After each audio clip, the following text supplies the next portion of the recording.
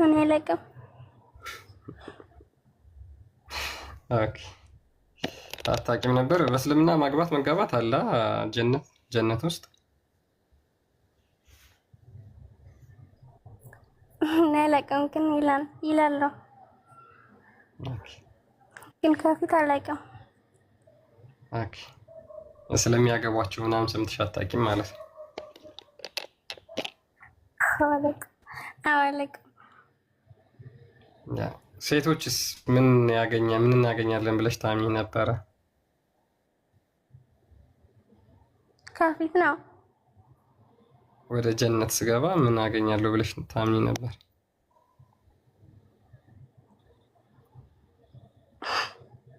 አላህ ምን ይወፍቀኛል? እሺ በቃ ችግር የለም። ተከታተይና ያኔ በዛ ብዙ ነገር ምናምን የማገኝ ምናምን አይመስለኝም። ቀጥታ የምገባ ምናምን ነው የሚመስለው። ኦኬ ቀጥታ ጀነት ሄደሽ ማለት ነው የምትገቢው የሚመስልሽ? እንጂ በዛ ብዙ ነገር አሁን ብዙ ነገር ምናምን ይላሉ። ብዙ ነገር ነው አሁን ያየሁት። በጀነትም ጠጅ ምናምን እንትን እንደሚል አሁን ነው ያወቅሁት። ከፊት አላውቅም ነበር። ጠጅ እንዳለ ታውቂው ነበር? በጣም ነው የሚገርመው። አላውቅም። ጠጅ የሚያክል ነገር እንዴት አታውቂም? በጣም ትልቅ ተስፋ በትልቅዬ ብርጭቆ እኮ ነው የሚሰጣቸው ለዛው። ወይስ እሱንም ለሴቶች አይሰጥም? አስቸጋሪ እኮ ነው። በትልቅዬ መበረጃው በዝንጅብል የሚበረዝ ጠጅ ነው። ለዛው ብቻውን በጣም አስቸጋሪ ስለሆነ መጠጣት እየተበረዘ ነው የሚጠጣው። ያ ይሄው በእስልምና ሞሮርለስ እንደዚህ አይነት አስተምሮች በደንብ አሉ። የሰው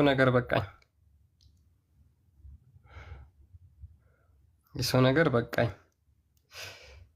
ወይ ሰላም ናችሁ? እንዴት ናችሁ? ሰላም ነው፣ እግዚአብሔር ይመስገን። ሰላም ነው። ክርስቲያን ነህ? ሰላም ብለናል። እንዴት ነው ወንድማችን?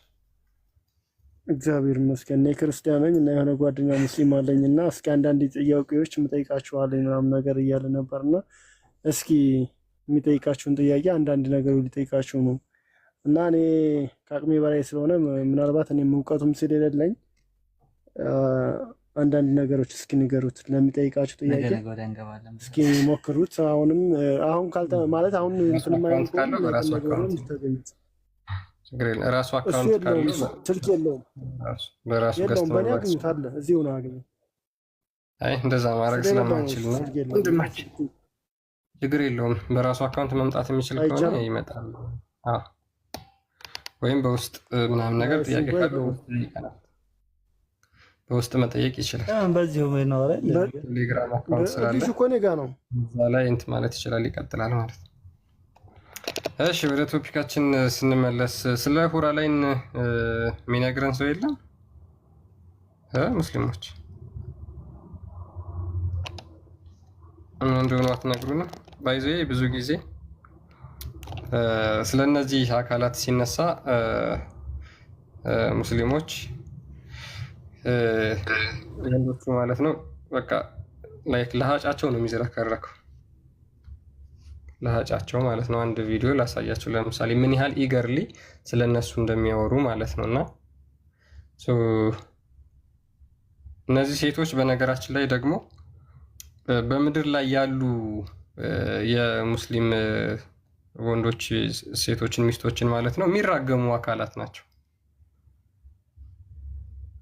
እነዚህ አላህ እንዲራገሙ ጭምር ፈጥሯቸዋል ማለት ነው።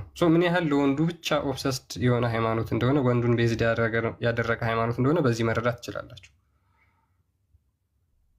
አንድ ሙስሊም ወንድ ሚስቱን ወደ አልጋ ጠርቷት እምቢ ካለችው ሌሊቱን ሙሉ ያቺ ሁር አልአይን ስትራገም ታድራለች።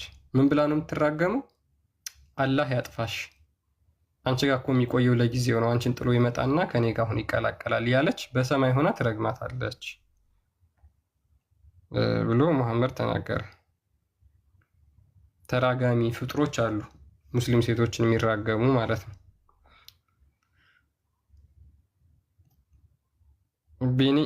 ቢኒ ሰላም ነው? እንኳን ደህና መጣ።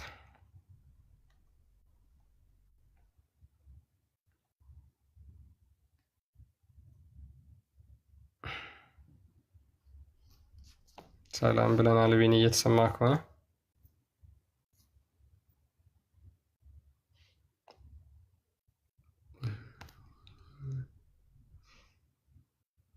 ኦኬ።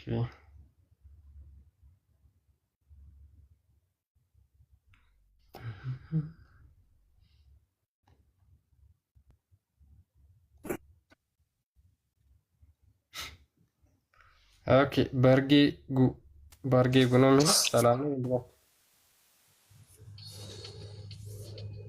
በርጌ ጉ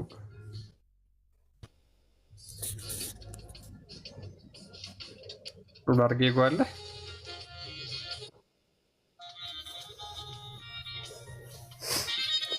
ሰላም እንዴት ናችሁ? ሰላም ነው አልሐምዱሊላህ። ሰላም ነው አለ። እንዴት ነህ? እፎይ ሰላም ነው። ስሜታን ያርግና ምን ይዘህ ትቀጥላለህ? እሺ በርጌ ሰላም ነው። እንዴት ነህ? እንኳን ደህና መጣህ።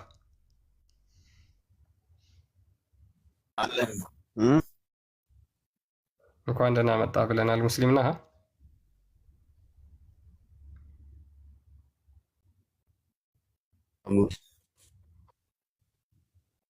ይሰማል ወንድ ነው? አይ ቲንክ ኔትወርክ ነው። እኔ ልቀጥል እንዴ? ኦኬ እሺ። በርሺ በርጌ ኔትወርክ ጥሩ አይደለም። ቀይ እያበራብን። እሺ ሙኒር እኔ ልቀጥል? ቪዲዮ አጥቶም አለ እንዴ? አለ እንዴ ነህ? አለ አልሐምዱሊላህ ደህና ነኝ። ኦኬ እሺ። ስለ ሁራ ላይን እስኪ እዚህ ነገርን ምንድን ናቸው ሁራ ላይኖች?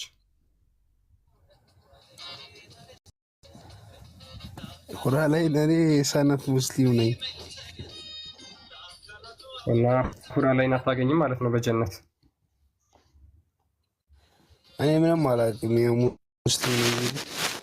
ቁርአን ቀርቻለሁ፣ ኪታብን ተወሰነ ቀርቻለሁ እንጂ ምንም አላውቅም።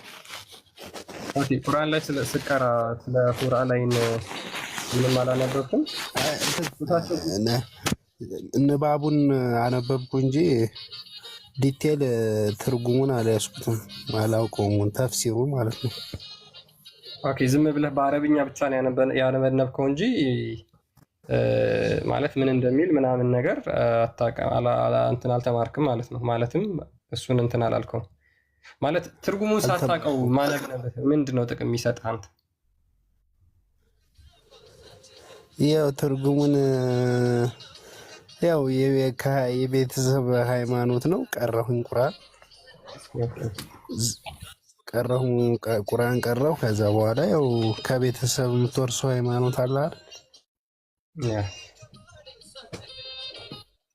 ያ አክቹዋሊ ማን በተለይ ክርስቲያኖች ማለት ነው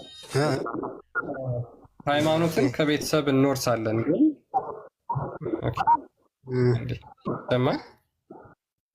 ሃይማኖትን ከቤተሰብ ምናምን ነገር ጥያቄ የለውም። አይ ቲንክ አጠገብ ሙዚቃ ነገር አለ። መቀነስ የምትችል ከሆነ ትንሽ እስቲ ትንሽ ቀንሱ። እንኳን ለቀንሱ ልሳደብ ለምን ትሳደባለህ ወንድማችን? በሰላም መለያየት እያለ። እሺ ሙኒር አሁን እኔ አጠገብ ያለው ነው። ይቅርታ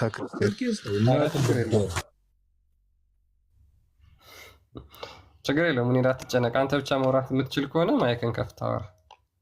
እኔ ማውራት ጥያቄም አለኝ። ችግር የለውም ትቀጥላለህ። ጥያቄ ወደ ኋላ አካባቢ እንቀበላለን። እና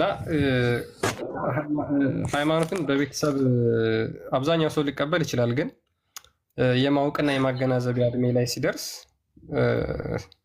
አገናዝቦ ወይም ደግሞ እውነቱን ከሐሰት ለይቶ የትኛው ነው ትክክለኛው መንገድ የሚለውን ማወቅ መቻል አለበታ። ማለት አንተ እንደማይ ያንተ ከሆነ ፎቶ ወጣት ልጅ ነህ ምናምን ነገር እንግዲህ ቁርአን የቀራ ከሆነ በገነት ምን አገኛለሁ ብለህ ነው ተስፋ የምታደርገው?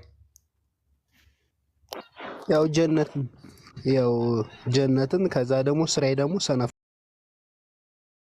ነው። ያው እኔ ጎበዝ ነበርኩ በፊት። አሁን ግን ያው ወጣትነትም ምናምን መጣና ሰነፍ ነኝ። አሁን እምነቴ ላይ በቃ ሊትራሊ ሃይማኖቱ ላይ አይደለሁም። ዝም ብዬ ሰነፍ፣ ዝም ብዬ እንደ ዘላላ ታውቃለህ፣ እንደ ዘላል ነው የምኖረው። ብቻዬን ነው የምኖረው። በቃ እበላለሁ፣ እጠጣለሁ።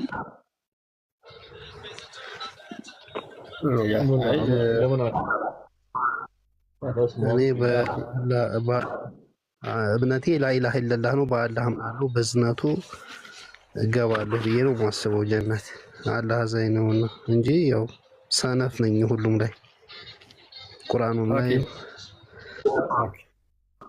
ኦኬ እሺ። ጀነት ስሄድ ሴቶችን ወሲብ አደርጋለሁ ምናምን ብለህ ታምናለህ? ጀነት ስሄድ ሴቶችን እገናኛለሁ ወይም ደግሞ ወሲብ አደርጋለሁ ብለህ ታምናለህ? ሁሉንም ላይ ደስታ የሆነ ሁሉን ነገር አረጋለሁ ብዬ ነው የማስበው። ሁሉን ነገር ይሰጠኛል። ጀነት ማለት ሁሉን ነገር፣ መጨናነቅ የለም፣ ደስታ ሁሉ፣ ሀሴት በቃ ሙሉ እዛ እንዳለ ነው የማውቀው። በተቃራኒው ደግሞ ሲኦል ደግሞ እሳትና ገሃነም መቀጣት። ከዛ ደግሞ በላኢላሀ ኢለላህን ከያዝክ ያው ሙሉ ትቀጣለህ፣ ግን በስራ ትቀጣና ከዛ በኋላ ወደ ጀነት ትገባለህ። በአላህ ካመንክ ነው የሚለው የኛ አስተምሮት።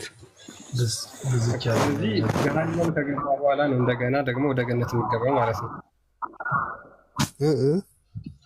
ገሃነም ገነት ትገባለህ። ስለዚህ መጀመሪያ ግን አስቀድመህ ገሃነም ትገባለህ። በስራዬ እቀጣለሁ። ኦኬ። ከዛ በኋላ ወደ ገነት ትገባለህ። እሺ ገሃነም ከተቃጠልክ በኋላ እንደገና ወደ ገነት ደግሞ ትገባና እነዚህ ጡታቸው አሁን እዚህ ጋር እዚህ የቁርአን አንቀጽ ላይ ሱራ 78 የዜና ምዕራፍ ላይ እኩያዎች የሆኑ ጡተ ጉቻማዎች ብሎ ይናገራልና እነዚህ ምን አይነት ፍጡሮች ናቸው? ምንድን ናቸው? ምን ላይ ነው? ቁርአን ነው። ቁርአን ላይ ሱራ 78 ኦኬ። እኩያዎች የሆኑ ጡተ ጉቻማዎች። ጡተ ጉቻማ ምን ማለት ነው? አይ ቲንክ ጡት ጉች ያለበት ልጃገረድ ያለ ጡት ይመስለኛል። ልጃገረድ ጡታቸው ጉች ያለ የጡት ገረድ ማለት ነው። እነዚህን ሴቶች ምንድን ናቸው? ሰዎች ናቸው? የሰው ልጅ ናቸው? እንደ ሙሉ ይሄ አረፍተ ነገር እኔ ትራንስሌት ለማድረግ ይከብደኛል። ማለት አጭር ነው። እኩዮቹ የሆኑ ጡት ጉቻማዎች ይላል። ችግር የለውም እንድትረዳው። እሺ ምን ይላል መሰለ? ቁጥር 31 ጀምሮ ለጥንቆቹ መዳኛ ስፍራ አላቸው ይላል። ለሙስሊሞች ለሚጠነቀቁት መዳኛ ስፍራ አላቸው። አትክልቶችና ወይኖችንም እኩያዎች የሆኑ ጡተ ጉቻማዎችንም የተሞሉ ብርጭቆችንም በውስጧ ትርፍ ቃልንም ማስዋሸትንም አይሰሙም። ከጌታ የሆነ ምንዳ በቂ ስጦታ ተሰጡ ብሎ ሙስሊሞች በቂያማ ቀን ስለሚያገኟቸው ስጦታዎች እየተናገረ ነው። ከነዛ ስጦታዎች አንዱ እነዚህ እኩያዎች የሆኑ ጡተ ጉቻማ የሆኑ ሴቶች ናቸውና እነዚህ ሴቶች ምንድነው? የት ነው ያሉት አሁን? አይ ቲንክ ቁርአኑ እንደኔ ትራንስሌት ሙሉ በሙሉ ባላረገው ያው ከዛ ጀነት ስንገባ ከሚሰጠን ጥሩ ነገር በዝርዝር እያስቀመጠ ይሆናል። ሙሉ ብርጭቆ ጥሩ ገቻማ ማለት ጥሩ ሴት፣ ጥሩ መልካም፣ ጥሩ የሆነ ነገር ስለሆነ እስኪ ዝም በል በእናትህ። እኔ ብቻዬን ልወጣ ነው ከዚህ ቤት። ወረበት አታስጨንቀው። አስጨነቀው እኮ። አይ ሰው የሚያውቀው ነገር መማማር ምን ችግር አለው? በወራው ምንድን ነው የሚያደርገው? ስለዚህ ልጅ ጠይቀር ስለሊያጠይቅም እሱ ማውራት ይችላል ወይ ሜቢ መመለስ የሚችል ከሆነ ያ ቃል መሰለኝ ጓደኛ ሜቢ መመለስ የሚችል ከሆነ እሱ መመለስ ተረዳታችሁ መመለስ ትችላላችሁ። ሁለታችሁ ተረዳታችሁ መመለስ ትችላላችሁ። ሉክ አሁን ወንድማችን ቅድም ከተናገርከው ነገር አንዱ ምንድነው? ቁርአኑን ሸምድደህ በአማርኛ ብለኸዋል፣ ግን ትርጉሙን አታውቅም። ይሄ ህይወት አይሆንም። ይሄ ህይወት አይሆንም። አሁን ለምሳሌ ቁርአኑን ብለኸዋል፣ በአረብኛ ተምረኸዋል፣ ቀርተኸዋል፣ ምናምን ነገር ቀርተኸው ሊሆን ይችላል። ግን ትርጉሙን ማታውቀው ከሆነ ህይወት አይሰጥህም። አሁን ስለ ገነት ጉዳይ ስታስብ ገነት ሄጄ ምን አገኛለሁ የሚለውን ነገር ማታውቅ ከሆነ ያ ገነት እውነተኛ ነው ወይስ ደግሞ ዝም ብሎ እንደው ተረት ተረት የሆነ ነው? እንደው ሰው አንድ የሆነ ግለሰብ ዝም ብሎ የተናገረው ነው የሚለውን ነገር ለማገናዘብ ሚኒንጉን ብታውቅ። አሁን እኔ ለምንድን ነው መሰለህ እስልምና የነቢያቶች ሃይማኖት ነው ብለህ ታምናለህ? እስልምና የሁሉም የሰው ሁሉ የሆነ ሃይማኖት ነው። ሰው ሆኖ ያሰበው ሁሉ ሃይማኖት ነው። ኦኬ። ስለዚህ ነቢያቶች ሁሉ አስተምረውታል ብለህ ታምናለህ አንተ?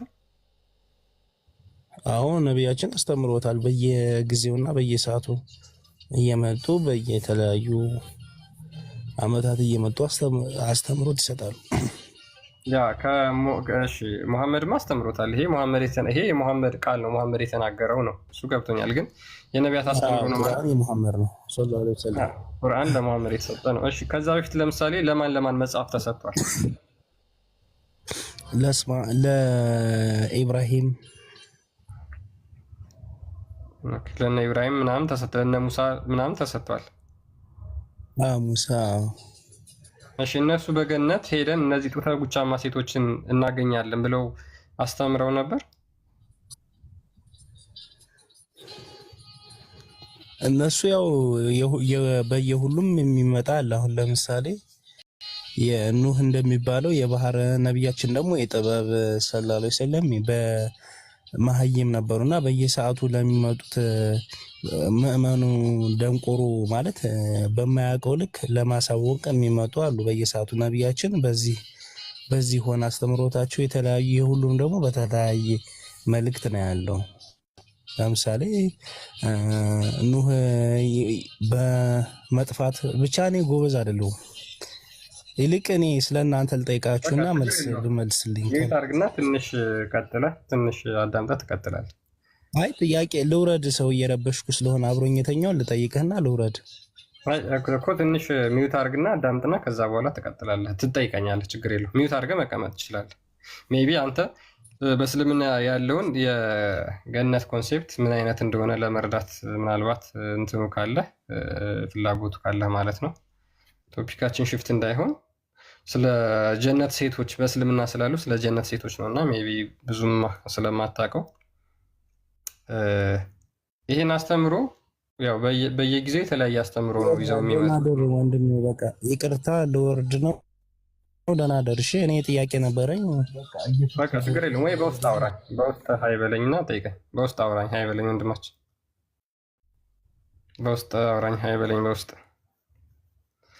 እሺ ባርጌ አክቹዋሊ ሙኒር ካነሳው ቃል አንድ ጊዜ ወደ ክርስቲያን ወደ ሌላ ሳትሄድ እንትን ላይ ቡካሪ ላይ ወደ 100 ሌቭሎች አሉት ይላል ገነት እና አሁን እሱ እንዳለው ዝም ብሎ በቅጣት ተቀጥቶ መመለስ ብቻ ሳይሆን የቤት እንስሳዎች ምዕራፍ 132 ላይ እንደየሰው ይለያያል የሚሰጣቸው ነገር ምንድን ነው?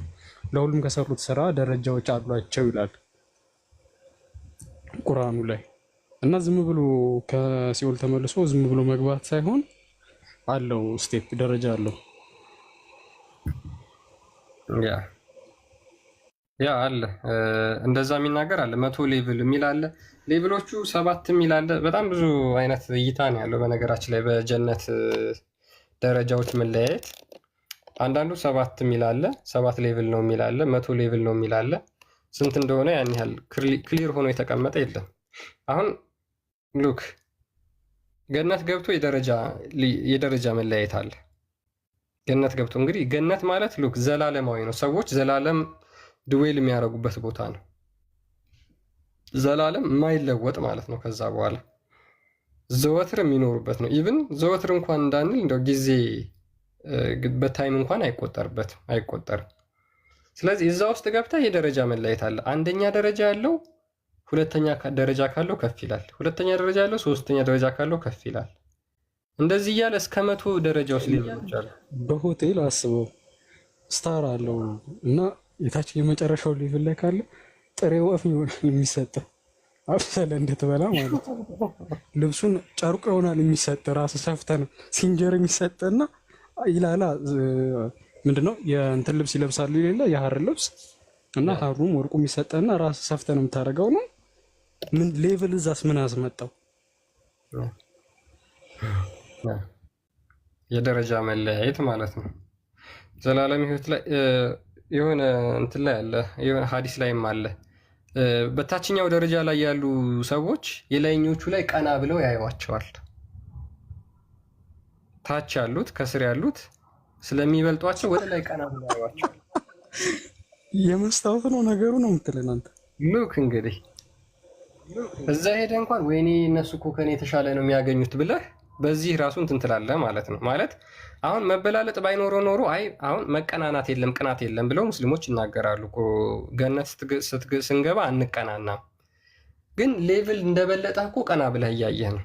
እንዴት ነው ቀና ብለህ ባታይ ወይም ደግሞ የደረጃ መበላለጥ ግን ፊል እንዳለ እያወቅ እንዴት ነው አልቀናናም ብለህ ከዛ በኋላ ደግሞ የምትናገረው? ኦሬዲ ቀና ብሎ በደረጃ እንደሚበልጠው አውቋል፣ አይቷል። ከዛ በኋላ አይቀናም ነው አይቀናም የሚለውን የሚያስኬደው ሁለቱም የሚያገኙት ነገር እኩል ቢሆን ነበር። እሱም ያንን ነገር ያገኛል፣ እኔም ያን ነገር አገኛለሁ። ሉክ እላይ ላለው ብርቱካን ተሰጥቶት ታች ላለው ሎሚ የሚሰጠው ከሆነ እንዴት ነው የማይቀናው? ሁለቱም በተመሳሳይ ብርቱካን የሚያገኙ ከሆነ እሱም ብርቱካን ነው ያገኘው፣ እኔም ብርቱካን ነው ያገኘሁት። ስለዚህ በዚህ ልቀን አልችልም ብሎ እንትን ማለት ይችላል፣ ሊሞግት ይችላል። ኦሬዲ ግን የሌቭል መለያየት እንዳለ እያወቀ የታችኛው የገነት ነዋሪ ማለት ነው አይቀናም የሚለው በፍጹም አያስኬድም። አይቀኑም የሚለው አያስኬድም ማለት ነው። ሁራ ላይኖቹን በተመለከተ እነዚህ ሁራ ላይኖች በገነት ከምድራዊ ሴቶች በጣም በውበት ይበልጣሉ። ጠረናቸው እንኳን ምድርን ይሞላል ብሎ የሚናገር ሐዲስ አለ። እነዛ ሴቶች ሲጀመር ውበት አንጻራዊ ነው አይደለ? ለምሳሌ ውበት እንደተመልካቹ ነው ይባላል። ስለዚህ ገነት ሄዶ አንድ ሙስሊም ወንድ ምድራዊ ሚስቱን እዛ ያገባታል። ከምድራዊ ሚስቱ ደግሞ በተጨማሪ ሌሎች ልዩ ፍጥረታት ሁር አልዓይን የተባሉትን ያገኛል። ነገር ግን በውበት ማን ይበልጣል? እዛ ሄዶ የሚያገኛት ሁር አልዓይን። ስለዚህ በውበት ልዩነት ወይም በቁንጅና ማለት ነው መበላለጥ አለ ማለት ነው። ስለዚህ በውበት ቁንጅና መበላለጥ ካለ በጣም ቆንጆ የሆነቻለች በጣም ቆንጆ ያልሆነቻለች ብለህ መናገር ትችላለህ ማለት ነው።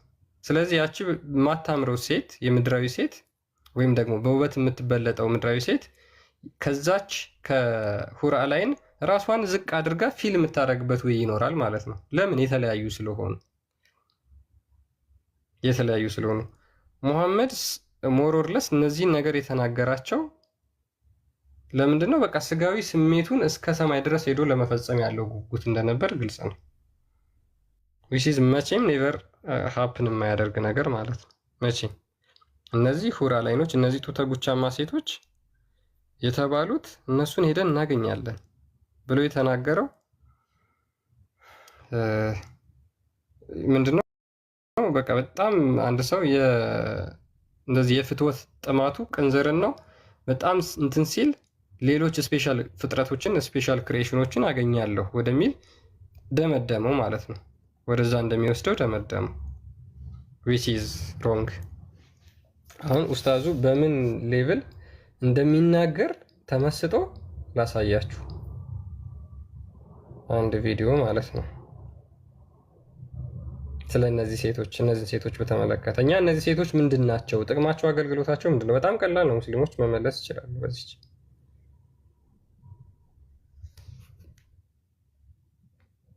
ሰዎች አላቸው ጡታቸው ጉች ያሉ ለጀነት ሰዎች አላቸው ጡታቸው ጉች ያሉ ሴቶች አላቸው አለ አላህ። እኔ አላልኩም፣ አላህ ነው ያለው። ወላሂ የማይፈርድ የማይሟሟ የማይወርድ የማይጎል ዘላለም ያበጠ ጡት አላቸው። በነካኸው ቁጥር ያስደስተሃል። ያ ረቢ አላህ እንደ እናቶቻችን እንደ እህቶቻችን መማማት መውረድ አይታወቅም። እኔ አላልኩም፣ አላህ እኮ ነው። ወላሂ ጡታቸው ጉች ጉች አሉ ሴቶች አላቸው። ወአትራባ በእድሜ እኩኩር የሆኑ የ33 ዓመት እድሜ ያላቸው ወጣት የሆኑ ሴቶች አሉላቸው። ለማን? ለነዛ አላህን ለሚፈሩ ሰዎች፣ ለነዛ መልክ መጥፎን ነገር ለተጠበቁ ሰዎች፣ ለነዛ ዱንያ ላይ መልካምን ለሰሩ ሰዎች እንደነዚህ ያሉ ሴቶች አሏቸው ይላል አላህ። አላህ ምን አለ? ወዘወጅናሁም ቢሑሪን ዒን፣ ያ ሁሪዎችን እናጋባችኋለን ነው መጨረሻ ላይ ያለውና እናጠናዳችኋለን ነው የሚለው። አክቹዋሊ አሁን ይሄንን እያሰበ ይሄ ሰውዬ የፊቱን ኤክስፕሬሽን አይታችሁታል። የፊቱን ኤክስፕሬሽን አይታችሁታል እና ምን ያህል ደስተኛ ሆኖ በቃ እነዚህን ለማግኘት ያለውን አሁን ለምሳሌ እንደው ክርስቲያኖች ይህን ስትሰሙ አልጓጓችሁም? ጀነት ለመግባት የእስልምና ጀነት አልጓጓችሁም? ያጓጓላ? ምንም አያጓጓም። በነገራችን ላይ ምንም እዚህ ምድር ላይ ሰው በገንዘብ ሁሉ በቀላሉ ሊያገኛቸው የሚችላቸውን ነገሮች ነው ሙስሊሞች ገነት ገብተን እናገኛለን የሚሉት።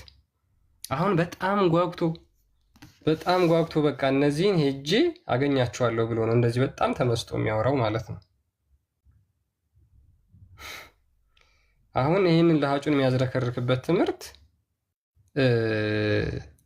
ገነት ሄጄ እነዚህን አገኛለሁ ብሎ በእነዚህ ምክንያት ጀነት እያለ የሚጮህበት እንዲያውም የሆነ ቪዲዮ ነበረው፣ ካገኘሁት አሳያቸዋለሁ ሜይ ቢ ማለት ነው። ዋያ አገኘሁት። ሉክ አሁን ይህን ለምሳሌ ተመልከቱት፣ አዳምጡት። ጀነት አለ ያ ረቢ አላህ። እንደ ወላሂ መገድ የሰው ልጅ እንደ እውቀታችን ትንሽ ሆና ያወቅነው ስለ ዱንያ ብቻ ሆኖ እንጂ ወላሂ ስለ ጀነት ያወቀ እነዛ ሱሐቦች ስለ ጀነት አወቁ፣ ሌላውን ሁሉንም ተው። ጀነት አለ ያ ረቢ እንደ እውቀታችን ትንሽ ለጀነት ሰዎች አላቸው ጡታቸው ጉች ያሉ ሴቶች አላቸው። በቃ ይሄ ነው ጀነት ብሎ በመገረም የተናገረለት ዘላለም ህይወት አለ ብሎ የተናገረው። እንደው እዛ ስገባ አገኛቸዋለሁ እንደው ስለ ጀነት ተነግሮ አያልቅም ያለው በቃ ይሄን ለማግኘት ነው፣ አለቀ። እነዚህን ጡታቸው ጉች ያሉ ሴቶች ማለት ነው። እነዚህን ሴቶች አገኛለሁ። ሙስሊሞችን አቃበሉና ማለት እንደዚህ ያለ ነብይ አለ ራሱ። ሉክ እንደው መጽሐፍ ቅዱስን ለምሳሌ ስታነቡ ከኦሪት እስከ አዲስ ኪዳን ማለት ነው በዚህ መንገድ ገነትን የገለጸ አንድ ነብይ ወይ ሐዋርያ አለ? አንድ ነብይ፣ አንድ አይደለም፣ ሁለት አይደለም፣ ሶስት አይደለም፣ አንድ ብቻ ጀስት ሲንግል ነብይ አለ እንደዚህ ገነትን የገለጸ ማለት ነው። በዚህ መልኩ የለም። አለበለዚያ ይሄን ካልገለጸ እስልምና የነቢያት አስተምሮ አይደለም ማለት ነው። በቃ እስልምና የነቢያት አስተምሮ አይደለም።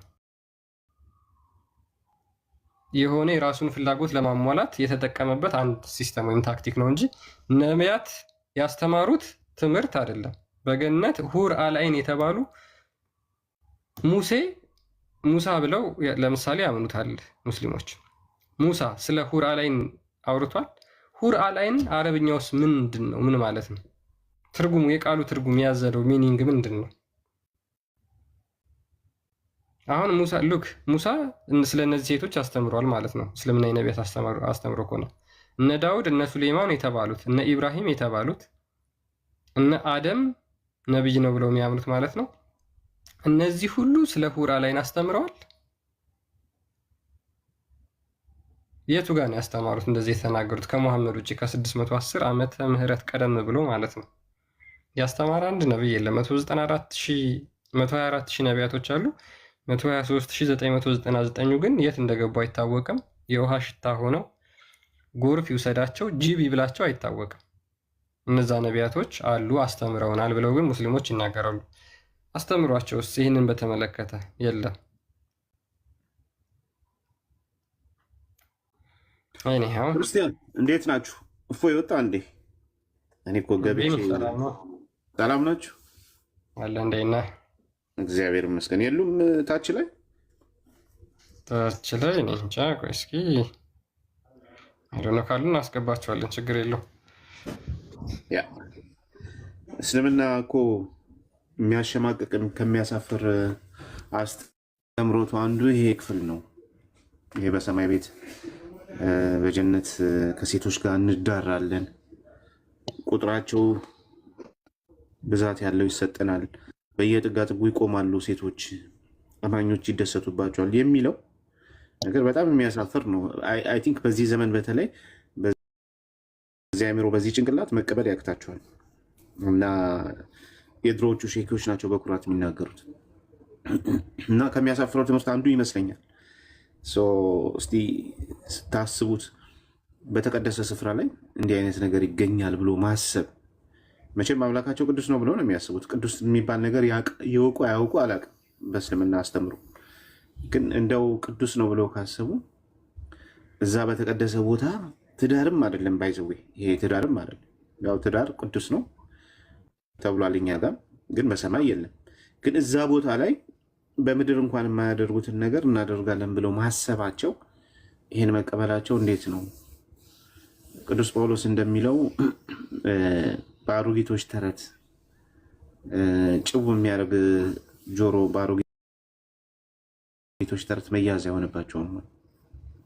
እንዴት እንደዛ ብለው ሊያስቡ ቻሉ ብዬ እኔ ይገርመኛል ሁል ጊዜና ካሉ ሙስሊሞች እስቲ ግቡና አምላካችሁ ቅዱስ ከሆነ በዛ በቅዱስ ስፍራ እንዲህ አይነት የተጨማለቀ ነገር ምድር ላይ እንኳን የሚያሳፍር ነው የምትሉት። ኒው ምድር ላይ ከአራት በላይ ሚስት ማግብቶ መገኘት መጥፎ ነው ትላላችሁ። እዛ ግን በጣም ብዙ ቁጥር ያላቸው ሴቶች ጋር ትገናኛላችሁ። ከዛ ድንግልናቸው መልሶ ይታደሳል። እንዲህ አይነት የምድር ፍላጎት የሆነ የአንድ ሰው ፍላጎት የመሰለ ነገር ይታያልና እንዴት ነው? ይመቻችኋል ሙስሊሞች? እስቲ ግቡና አስረዱን በድፍረት ይሄ ነገር አሁን ይመቸናል፣ የምንናፍቀው ነገር ነው።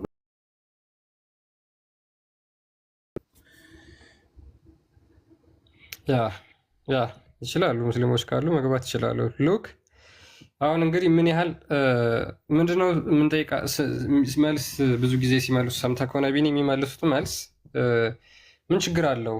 አላህ ሀላል አድርጎታል። አላህ ሀላል አድርጎታል ደግሞ ጋብቻ ነው ብለው ነው የሚያምኑት አይደለ? አሁን እንደዚህ አይነት ጋብቻ አለ። መንገድ ዳር ሴትን ሄደህ መገናኘት ጋብቻ ነው፣ የጋብቻ አንዱ አካል። አሁን ይህን ሐዲስ አንዴ አንብቡት ላስነብባችሁ። ሙሐመድ ሲናገር ምን አለ? አላህስ ሜሴንጀር ሴድ የአላህ መልእክተኛ እንደተናገረው ኢን ፓራዳይዝ ዴር ኢዝ ኤ ፓቪሊዮን ሜድ ኦፍ ኤ ሲንግል ሆሎ ፒርል 60 ማይል ዋይድ። ጀነት ውስጥ አንድ ቦታ አለ እና ያ ቦታ ምንድነው የተሰራው? ከእንቁ ነው እና 60 ማይል አካባቢ ስፋት አለው። ኢን ኢች ኮርነር ኦፍ ዊች ዜር ኢዝ ኤ ዋይፍስ ሁ ዊል ናት ሲ ዞስ ኢን ኢች አዘር ኮርነር። በየጥጋ ጥጉ ሴቶች ተቀምጠዋል፣ ሚስቶች ተቀምጠዋል። በየጥጋ ጥጉ ረጅም መኖሪያ ቦታ አለ። አንዱ ጥግ ላይ አንድ ሴት አለች፣ ሌላኛው ጥግ ላይ ሌላ ሴት አለች፣ ሌላኛው ጥግ ላይ ሌላ ሴት አለች። እርስ በራሳቸው እንኳን አይተያዩም ይላል።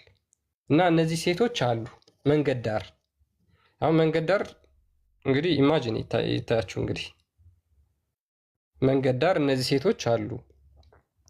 and the believers will visit and enjoy them። ከዛ በኋላ አማኞች ይጎበኟቸዋል፣ ይደሰቱባቸዋል፣ ወሲብ ያደርጓቸዋል ማለት ነው። ወሲብ ያደርጓቸዋል። በየመንገድ ዳሩ እየሄዱ ወሲብ ያደርጓቸዋል። በአልጋ ላይ የተደጋገፉ ሆነው ደግሞ እንደሚቀመጡ ደግሞ አንድ የቁርአን አንቀጽ አውጥቼ ላሳያችሁ። ቆይ መንገድ ዳር አይበቃቸውም። ከዛ በኋላ ደግሞ ወደ ቤት ደግሞ ሲገቡ ተደጋጋፊ ሆነው ቤት ደግሞ ሲገቡ የሚያገኟቸው ሴቶች አሉ። ኢማጂን እንግዲህ። ስለዚህ ውጭም ወጡ ውስጥም ሆኑ እነዛን ሴቶች ለመገናኘት ነው ማለት ነው እዛ የሚሄዱት። እነዚህ አገልግሎታቸው ለምንድን ነው? ለወንዶች ለወሲብ ማስፈጸሚያ ብቻ የተፈጠሩ ናቸው። እና ይሄ እስልምና የጀነት ነው ወይም ደግሞ የዘላለም ህይወት ይህንን እናገኛለን ብለው ተስፋ የሚያደርጉት እሱን ነው። እኛ በክርስትና እንደዚህ አይነት ነገር ተስፋ የሚያደርግ ክርስቲያን የለም። መጽሐፍ ቅዱስም ያንን ነገር ስለማይነግረን ማለት ነው። እና አንድ ላንብብላችሁ የቁርአን አንቀጽ 36:56 ኦኬ። እነዚህ ሴቶች ሁር አላይን የተባሉት እነማን ናቸው የሚለውን ማለት ነው ፖይንት እያያዛችሁ ሱራ 36 የያሲን ምዕራፍ አንቀጽ 56ኛው ምን ይላል መሰላችሁ? ኦኬ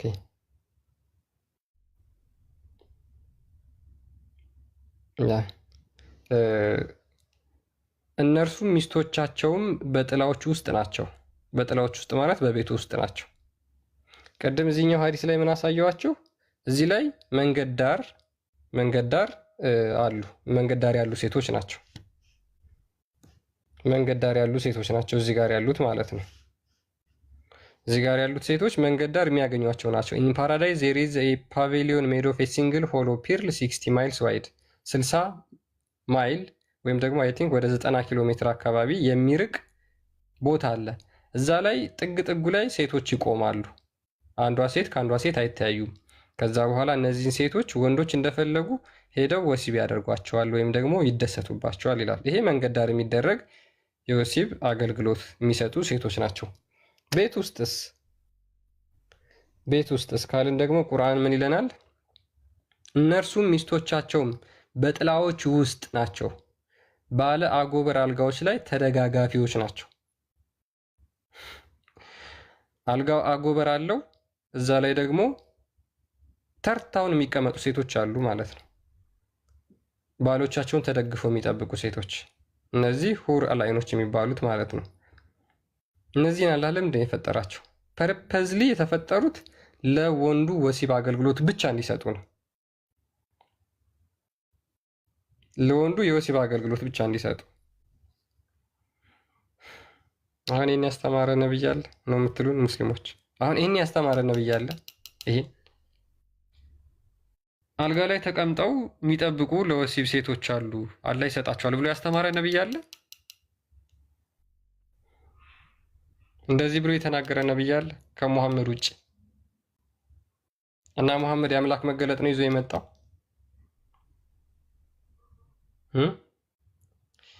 እኛ ኢየሱስን እንከተላለን፣ እኛ ኢየሱስን እንቀበላለን ይላሉ ሙስሊሞች አይደል? ኢየሱስ ያስተማረውን መጽሐፍ ቅዱስ ላይ እውነተኛ አምላክ አንተ ብቻ ይሆንክ የላከውንም ኢየሱስን ስለሚል እንቀበላለን ኢየሱስን እኛም ብለው ያምናሉ ሙስሊሞች። ኢየሱስ እንደዚህ አይነት ነገር አላስተማረም። እንደዚህ አይነት የተጨማለቀ ነገር አላስተማረም ክርስቶስ። ሙሉ ለሙሉ እናንተን የሚቀብር ነው ክርስቶስ የተናገረው ማለት ነው። ሙሉ ለሙሉ የሚቀብር ይዘህ ለማየት ክፍት ነው። ሜቢ 44 ከ50 ጀምሮ እስቲ ድገምን። ሱራ 44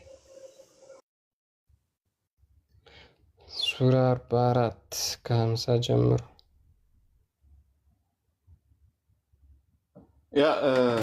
ያው እንትኑ እስከሚወጣ ግን ስትረስ እያደረግ ነው። ያው ማስረጃዎችን ስንሰጥ ብዬ ነው። እና ባይዘዌ ስለ ሴት ድምፄ ግን ያው የጠዋት ድምፅ ነው። ይቅርታ እንግዲህ ከረበሻችሁ። ስለ ሴት ሲታሰብ እንግዲህ በእስልምና አላህ ሆነ መሐመድ ሴት ልጅ ከዝሙት አገልግሎት የተለየ ሌላ አገልግሎት የላትም። በየትኛውም መልኩ ከዛ የዘለለ አገልግሎት ኖሯት የተጠቀሰችበት ቦታ የለም እስልምና ስለ ሴት ሲታሰብ ማለት ነው። እንግዲህ በምድር ላይ የምናውቀው ነው። ከዛ በኋላ ደግሞ ከዓለም ፍጻሜ በኋላ ደግሞ በሚቀጥለው ዓለም ላይ ባላቸው ህይወት ሴት የሚባሉትን አካላት ፈጥሮ እንግዲህ አስቡ፣ ፈጥሮ ለወንዶች ዘላለማዊ መዝናኛ አድርጎ ይፈጥሯቸዋል ማለት ነው። ስለዚህ የአላህም የመሐመድ ሜንታሊቲ የሴት ልጅ ቦታዋ ደረጃዋ ወንድን ለማዝናናት ነው እንጂ ለሌላ አይደለም የተፈጠረችው። ሌላ ስራ የላትም፣ ለሌላ ቅድስና አልተፈጠረችም ብሎ ነው የሚያስቡት ማለት ነው። እነዚህ ሴቶች ይረክሳሉ ወይም ቅዱሳን ናቸው? አንድ ወንድ ለ72 ተካፍለው ስራቸውን ሌላ ምንም አይደለም፣ የዝሙት ስሜቱን ነው የሚያረኩት የወንዱን ማለት ነው። እና አሁን ይሄ ቅድስና ነው በእስልምና ለሴቶቹ? አንድ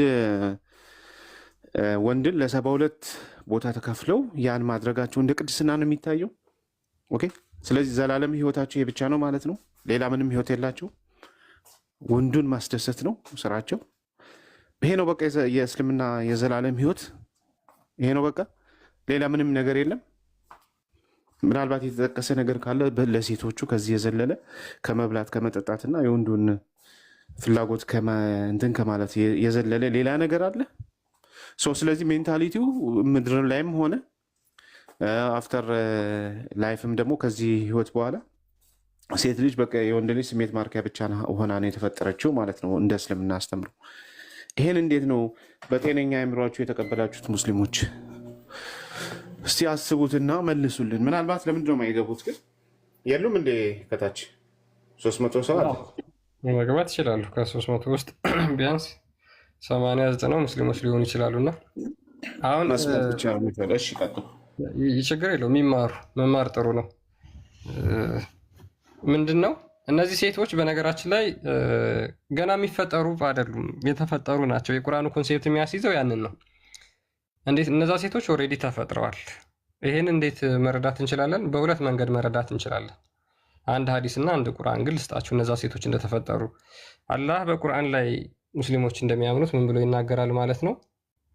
መጫወቻን ወይም ሚስትንና ልጅን ልንይዝ በሻን ኖሮ ከእኛ ዘንድ በያዝ ነው ነበር ይላል አላህ። እኔ ሚስት አልፈልግም፣ ግን እንደው መያዝ የምፈልግ ቢሆን እኔ ጋር ያሉትን ካሉት ዘንድ ይዝ ነበር አለ። ኦኬ፣ አላህ መያዝ ቢፈልግ እኔ ጋር ካሉት ዘንድ ይዝ ነበር ያለው እነማንን ነው? ምኖችን ነው? አላህ ዘንድ ያሉ እሱ ዘንድ ያሉ እኔ ብፈልግ ይዛቸው አገባቸው ነበረ፣ እጫወትባቸው ነበር። ወይዘ መጫወቻ ማለት ያው እጫወትባቸው ነው አይደለ? እጫወትባቸው ነበር ያላቸው አካላት ሚስትና ልጅን ማለት ነው። እነዚህን አካላት ልይዝ ብፈልግ እኔ ጋር ካሉት ይዝ ነበር አለ። ስለዚህ እዚህ ጋር የሚጠቁመን ነገር አለ። አላህ ዘንድ ያሉ ነገሮች አሉ፣ ሚስትና ልጅ መሆን የሚችሉ አሉ። ለአላህ ፊት የሚያደርጉ ሚስትና ልጅ መሆን የሚችሉ አካላት አሉ። እነዛ ምንድናቸው ካልን አላህ ለወሲብ የፈጠራቸው ለወንዶች የወሲብ ስሜት የፈጠራቸው ሁራ ላይ ናቸው። ይሄን እንዴት ማወቅ እንችላለን? ይሄ ተፍሲር አልጃላ ላይ ማለት ነው። had we desire to find some diversion that which provide a diversion in a way of a partner or a child ቁርአኑ ይደግመዋል። we would have found it with ourselves እኛ ዘንድ ካሉት እንይዝ ነበር from among the beautiful eyed huris or angels አላህ ጋር ያሉት እነዛ ቢዩቲፉል ወይም ቆንጆ የተባሉት ሁራ ላይኖች ለአላህ ሚስት መሆን የሚችሉ ናቸው ማለት ነው። ለአላህ ሚስት መሆን የሚችሉት ለአላህም ነው። ሚስት የሚሆን ካፓቢሊቲ ያላቸው ለምንድን ነው እና ሚስት ያልሆኑት ለአላህ? እኔ ግን አልፈልግም ብሎ ተናግሯል። ይኸው ግን ሰሪዎች አይደለንም አለ። እኔ ሚስት አልፈልግም እንጂ እኔ ጋር ብፈልግ ኖሮ ሁራ ላይኖችን አገባ ነበረ ብሎ ተናገረ። ስለዚህ እነዚህ ሁራ ላይኖች ኦሬዲ አላህ ጋር ነው ያሉት፣ ተፈጥረው ተቀምጠዋል። ከአላህ ጋር ነው ያሉት። አንድ በዚህ መያዝ ትችላላችሁ። ስለዚህ ኦሬዲ የተፈጠሩ እንደሆኑ በዚህ መናገር ይቻላል። እነዚህ ለአላህ ሚስትነት የሚታጩ ናቸው። ለአላህ ሚስት መሆን የሚችሉ መታጨት የሚችሉ ናቸው። እንግዲህ ሽማግሌውም እንደሚልክ አናውቅም። እሱን ወደፊት የምናየው ነገር ሊሆን ይችላል። ቁርአኑ ሱረቱል ኢኽላስ አልወለደም አልተወለደም ነው የሚለው። እንግዲህ አልወለደም የሚለው አይወልድም የሚለውን ስለማያስጨብጥ እነዚህን ሴቶች አግብቶ መውለድ ይችላል ወይስ አይችልም? አላህ ልጅ ቢኖረው ከልጆቹ የመጀመሪያው ተገዢዎች ይሆናሉ ብሎ መሐመድ ተናግሯል። ስለዚህ አላህ መውለድ የሚችል ነገር ግን መውለድ የማይፈልግ የፍላጎት ጉዳይ ነው፣ የችሎታ ጉዳይ አይደለም። የባህሪ ጉዳይ አይደለም። የችሎታ የመቻልና ያለመቻል ጉዳይ፣ የመፈለግና ያለመፈለግ ጉዳይ ነው። ስለዚህ እነዚህ ሁር አላይኖች እነዚህ የገነት ሴቶች ተፈጥሯል ኦልሬዲ የሚለውን በዚህ ያስይዘናል። ለምን ሚስትና መጫወቻ ልጅ የተባሉት የአላህ ሚስት ብፈልግ አገኛቸዋለሁ ብሎ የተናገራቸው እነዚህን ስለሆነ ማለት ነው። እነዚህን አላህ ዘንድ ተፈጥሮ የት ነው ያሉት? በእስልምና 7 ሰማያት አሉ። አንደኛው ሰማይ ላይ ነው ያሉት፣ ሁለተኛው ሰማይ ላይ ነው ያሉት፣ ሶስተኛው ሰማይ ላይ ነው፣ አራተኛው ሰማይ ላይ ነው፣ አምስተኛው ሰማይ ላይ ነው፣ ስድስተኛው ሰማይ ላይ ነው፣ ሰባተኛው ላይ ነው ወይስ አርሹ ላይ ከአላህ ጋር ናቸው ያሉት ተደላድለው? አላህ አርሽ ላይ ተደላድሎ ተቀምጧል ብለው ያምናሉ። ተደላደለ ብለው ያምናሉ። እነዚህ አላህ ደግሞ እዚህ ጋር እኛ ጋር ካሉት በያዝነው ኖሮ ነው እየተናገረ ያለው። ስለዚህ እነዚህ የት ናቸው ያሉት?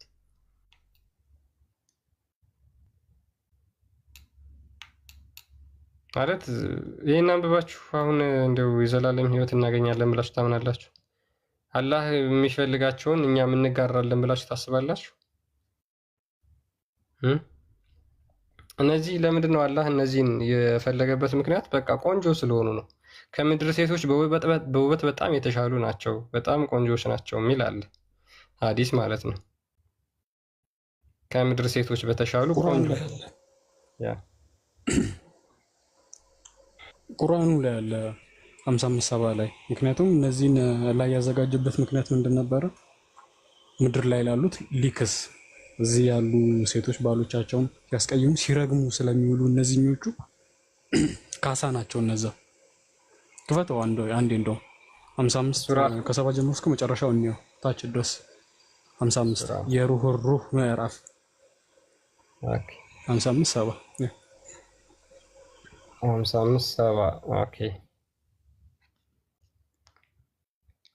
ኦኬ ከጌታችሁ ጸጋዎች በየትኛው ታስተባብላላችሁ? በውስጣቸው ጠባይ መልካሞች መልካም ጠባይ ያላቸው መልከ ውቦች ሴቶች አሉ። የአላህ ጸጋ አንዱ ምንድነው? በጣም መልካም ቆንጆ ጸባይ ያላቸው ሴቶች አሉ። ከጌታቸው ጸጋዎች በየትኛው ታስተባብላላችሁ? በድንኳኖች ውስጥ የተጨጎሉ ምን ማለት ነው? የተጨጎሉ በድንኳኖችም ውስጥ የተጨጎሉ የአይኖቻቸው ጥቁረትና ንጣት ደማቅ የሆኑ ሴቶች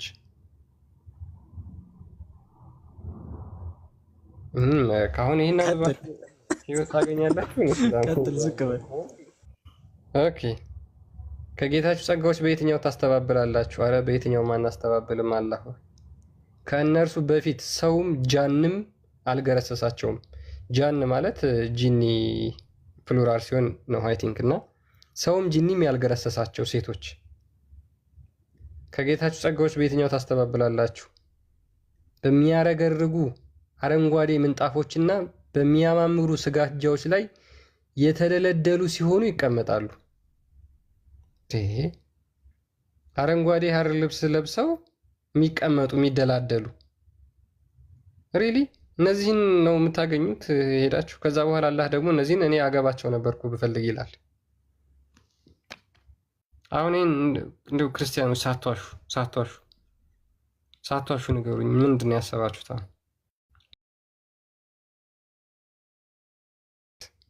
አያማልልም የሙስሊሞች ጀነት?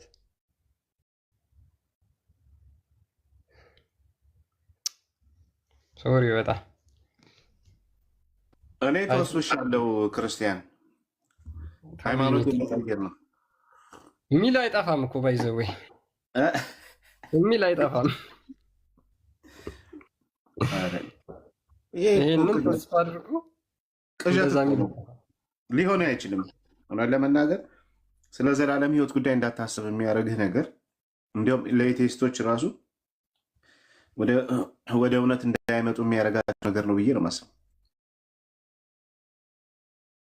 ኢቨን ሙስሊሞች ራሳቸው የሚያምኑ አይመስለኝም።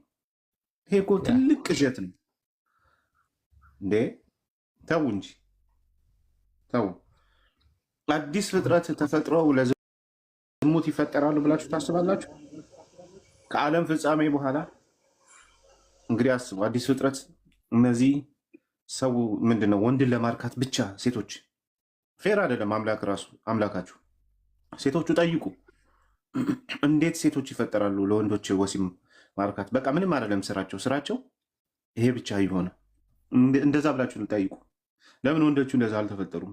ለሴቶች የወሲብ ማርኪያ ተብሎ የለም። በቃ ይሄ የወንድ ድር ነው እስልምናና ከዛ ያለፈ ነገር የለውም።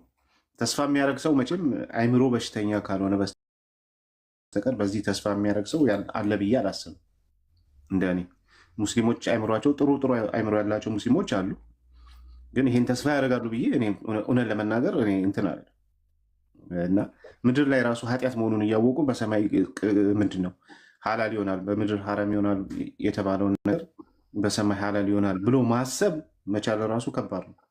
እና አስቡት እስቲ ምድር ላይ ሐራም ነው ተብላችኋል። ከአራት በላይ ማግባት ሐራም ተብላችሁ በሰማይ ደግሞ የሴት መንጋ ብዙ መያዝ ሐላል ነው ሲባል ይሄን ጭንቅላታችሁን ማሰራት ነው። ቀላል ሎጂክ ናት ባይዘዌ። ለምን አምላክ ታይምለስ ነው፣ ከጊዜ ውጭ ነው። በጊዜ የሚገደብ ነገር ከሌለው በታይም እና በጊዜ ውስጥ ካልሆነ ሁል ጊዜ አንድ አይነት ነገር ነው የሚያስተላልፈው። እሱ ባህሪው አንድ ነው። ኦኬ በዚህ ዓለም ላይ ሐራም ነው፣ በሚቀጥለው ዓለም ላይ ደግሞ ሐራም ነው ሊል አይችልም። ይሄ ሰው ነው እንደዛ የሚለው። ምክንያቱም የጊዜ ባለቤት ስላልሆነ ሰው የሆነ ወቅት ላይ ሀሳቡ ሊቀየር ይችላል። አምላክ ግን ከዘላለም ጀምሮ ሀሳቡ ማይቀየር ከሆነ በጊዜ ውስጥ ከሌለ ሁል ጊዜ አንድ አይነት ሀሳብ ካለው በቃ ሊሆን አይችልም። ስለዚህ ተዉ። ደግሞ ብትገቡ ደስ ይለናል እና ብንጠያየቅ። ኧረ ይማሩ፣ ችግር የለውም። ትምህርት ጥሩ ነው። የተማረና ምናምን ነው የሚባለው አይደል? ክርስቲያን ለምሳሌ ቆይ ኢፍ ዩ ዋንደር ጸይም ሴት የምታገኛት ይመስላል? አሴ ሙስሊም እንድትመልስልኝ።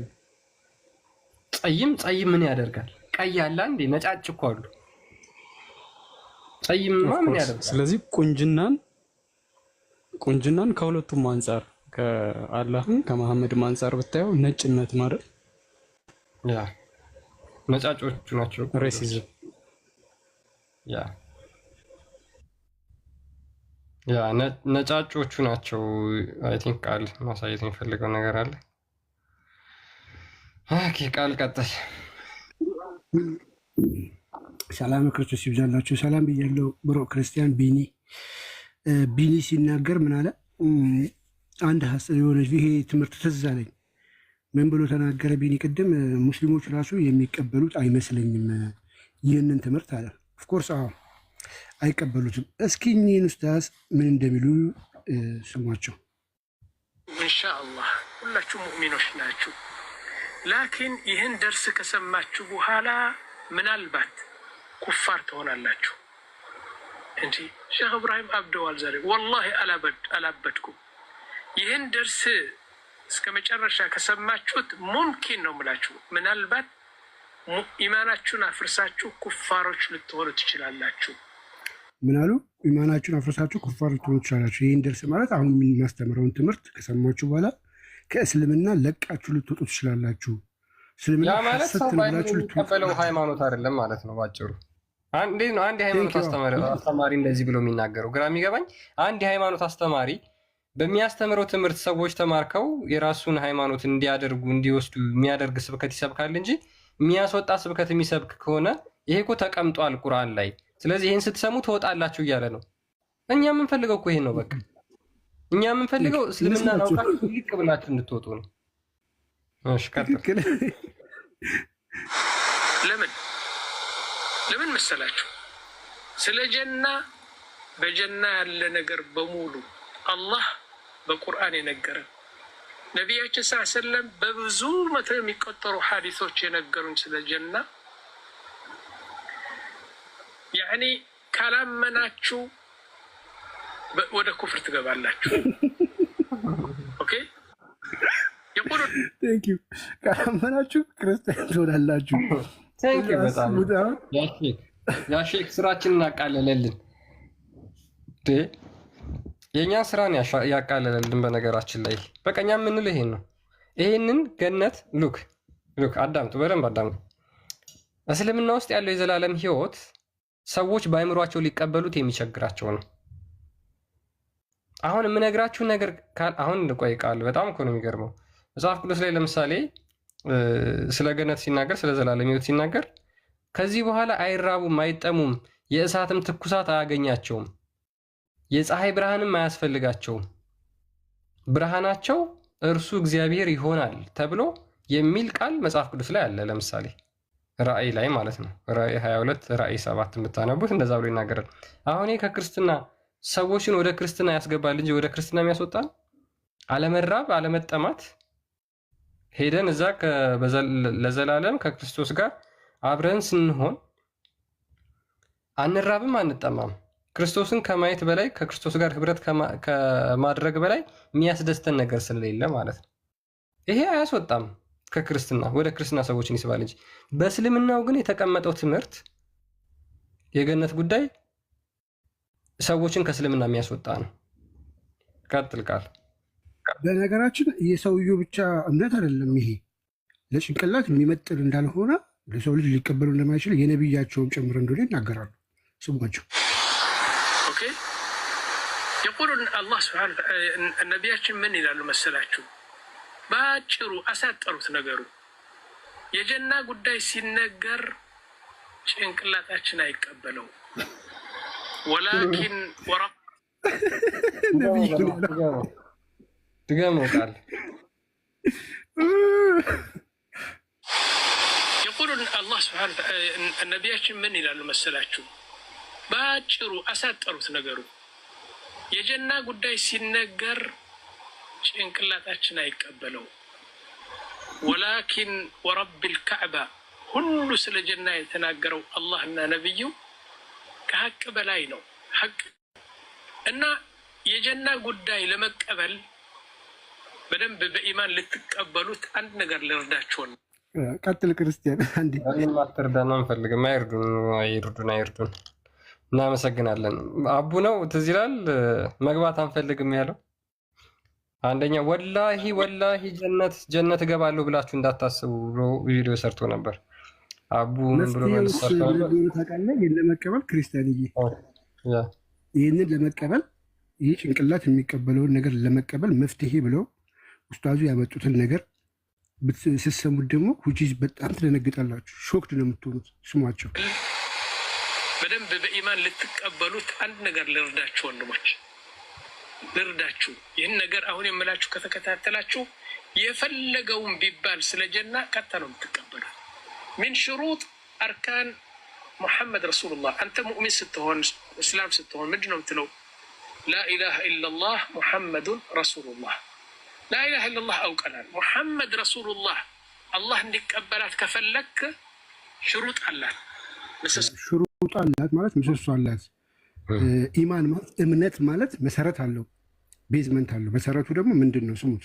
አላት ከምሰሶቹ አንዱ ተስዲቅህ ፊማ አክበር፣ ነቢያችን የተናገሩት ሁሉ ማመን ነው፣ መቀበል። ምን አለ? ተስዲቅህ ፊማ አክበር፣ ነቢዩ የተናገረው ነገር በሙሉ ዝም ብለህ መቀበል፣ ዝም ብለህ ማመን። ስሙት። ለምሳሌ ግድግዳው ነጭ ነው፣ ሺህ ሰው ሆነን እናየዋለን፣ ነጭ ነው። ነቢያችን መጡና ነጭ አይደለም ጥቁር ነው ካሉ ማንን ነው የምታምነው? እነዚህ ሺህ ሰዎች ተሳስታቸዋል ትላለህ፣ ነቢያችን ልክ ናቸው ነው የምትለው። ይሄ ነው እምነት ማለት። አያችሁ፣ ይሄን ግድግዳ አይታችሁት ነጭ ነው። 1000 ሰዎች በአይናቸው አይተውት ነጭ ነው። ነቢዩ ጥቁር ነው ካለ በቃ ማመን፣ ዝም ብለህ ማመን እንጂ ይህንን ልትቀበል አትችልም እያሉ ነው። ክርስቲያን የምትለው ነገር አለ እዚህ ላይ። ያ ባይዘይ ቁርአኑም ምን ሱራ 33 ቁጥር 36 ላይ አላህና መልእክተኛው ነገርን በፈረዱ ጊዜ ለምእመናን ከመቀበል ውጭ ምንም ምርጫ የላቸውም ብሎ ይናገራል። ስለዚህ ሙስሊም ለመሆን ሙሐመድ እና አላህ የተናገሩትን እኩል መቀበል መቻል አለባቸው። ምንም ምርጫ እንኳን የለህም። ይሄ እንትኑ ሼኩ እንደዛ ነው እየተናገረ ያለው ማለት ነው። ኢማጂን ስንት ሺህ ሰው 1000 ሰው አይቶት ከዛ ደግሞ ይቀጥላል። ጥቁር ነው አሉ። خلاص የነቢያችን አይን ነው የምታምነው። ይህ ነው ኢማን የሚባለው ወንድሞች።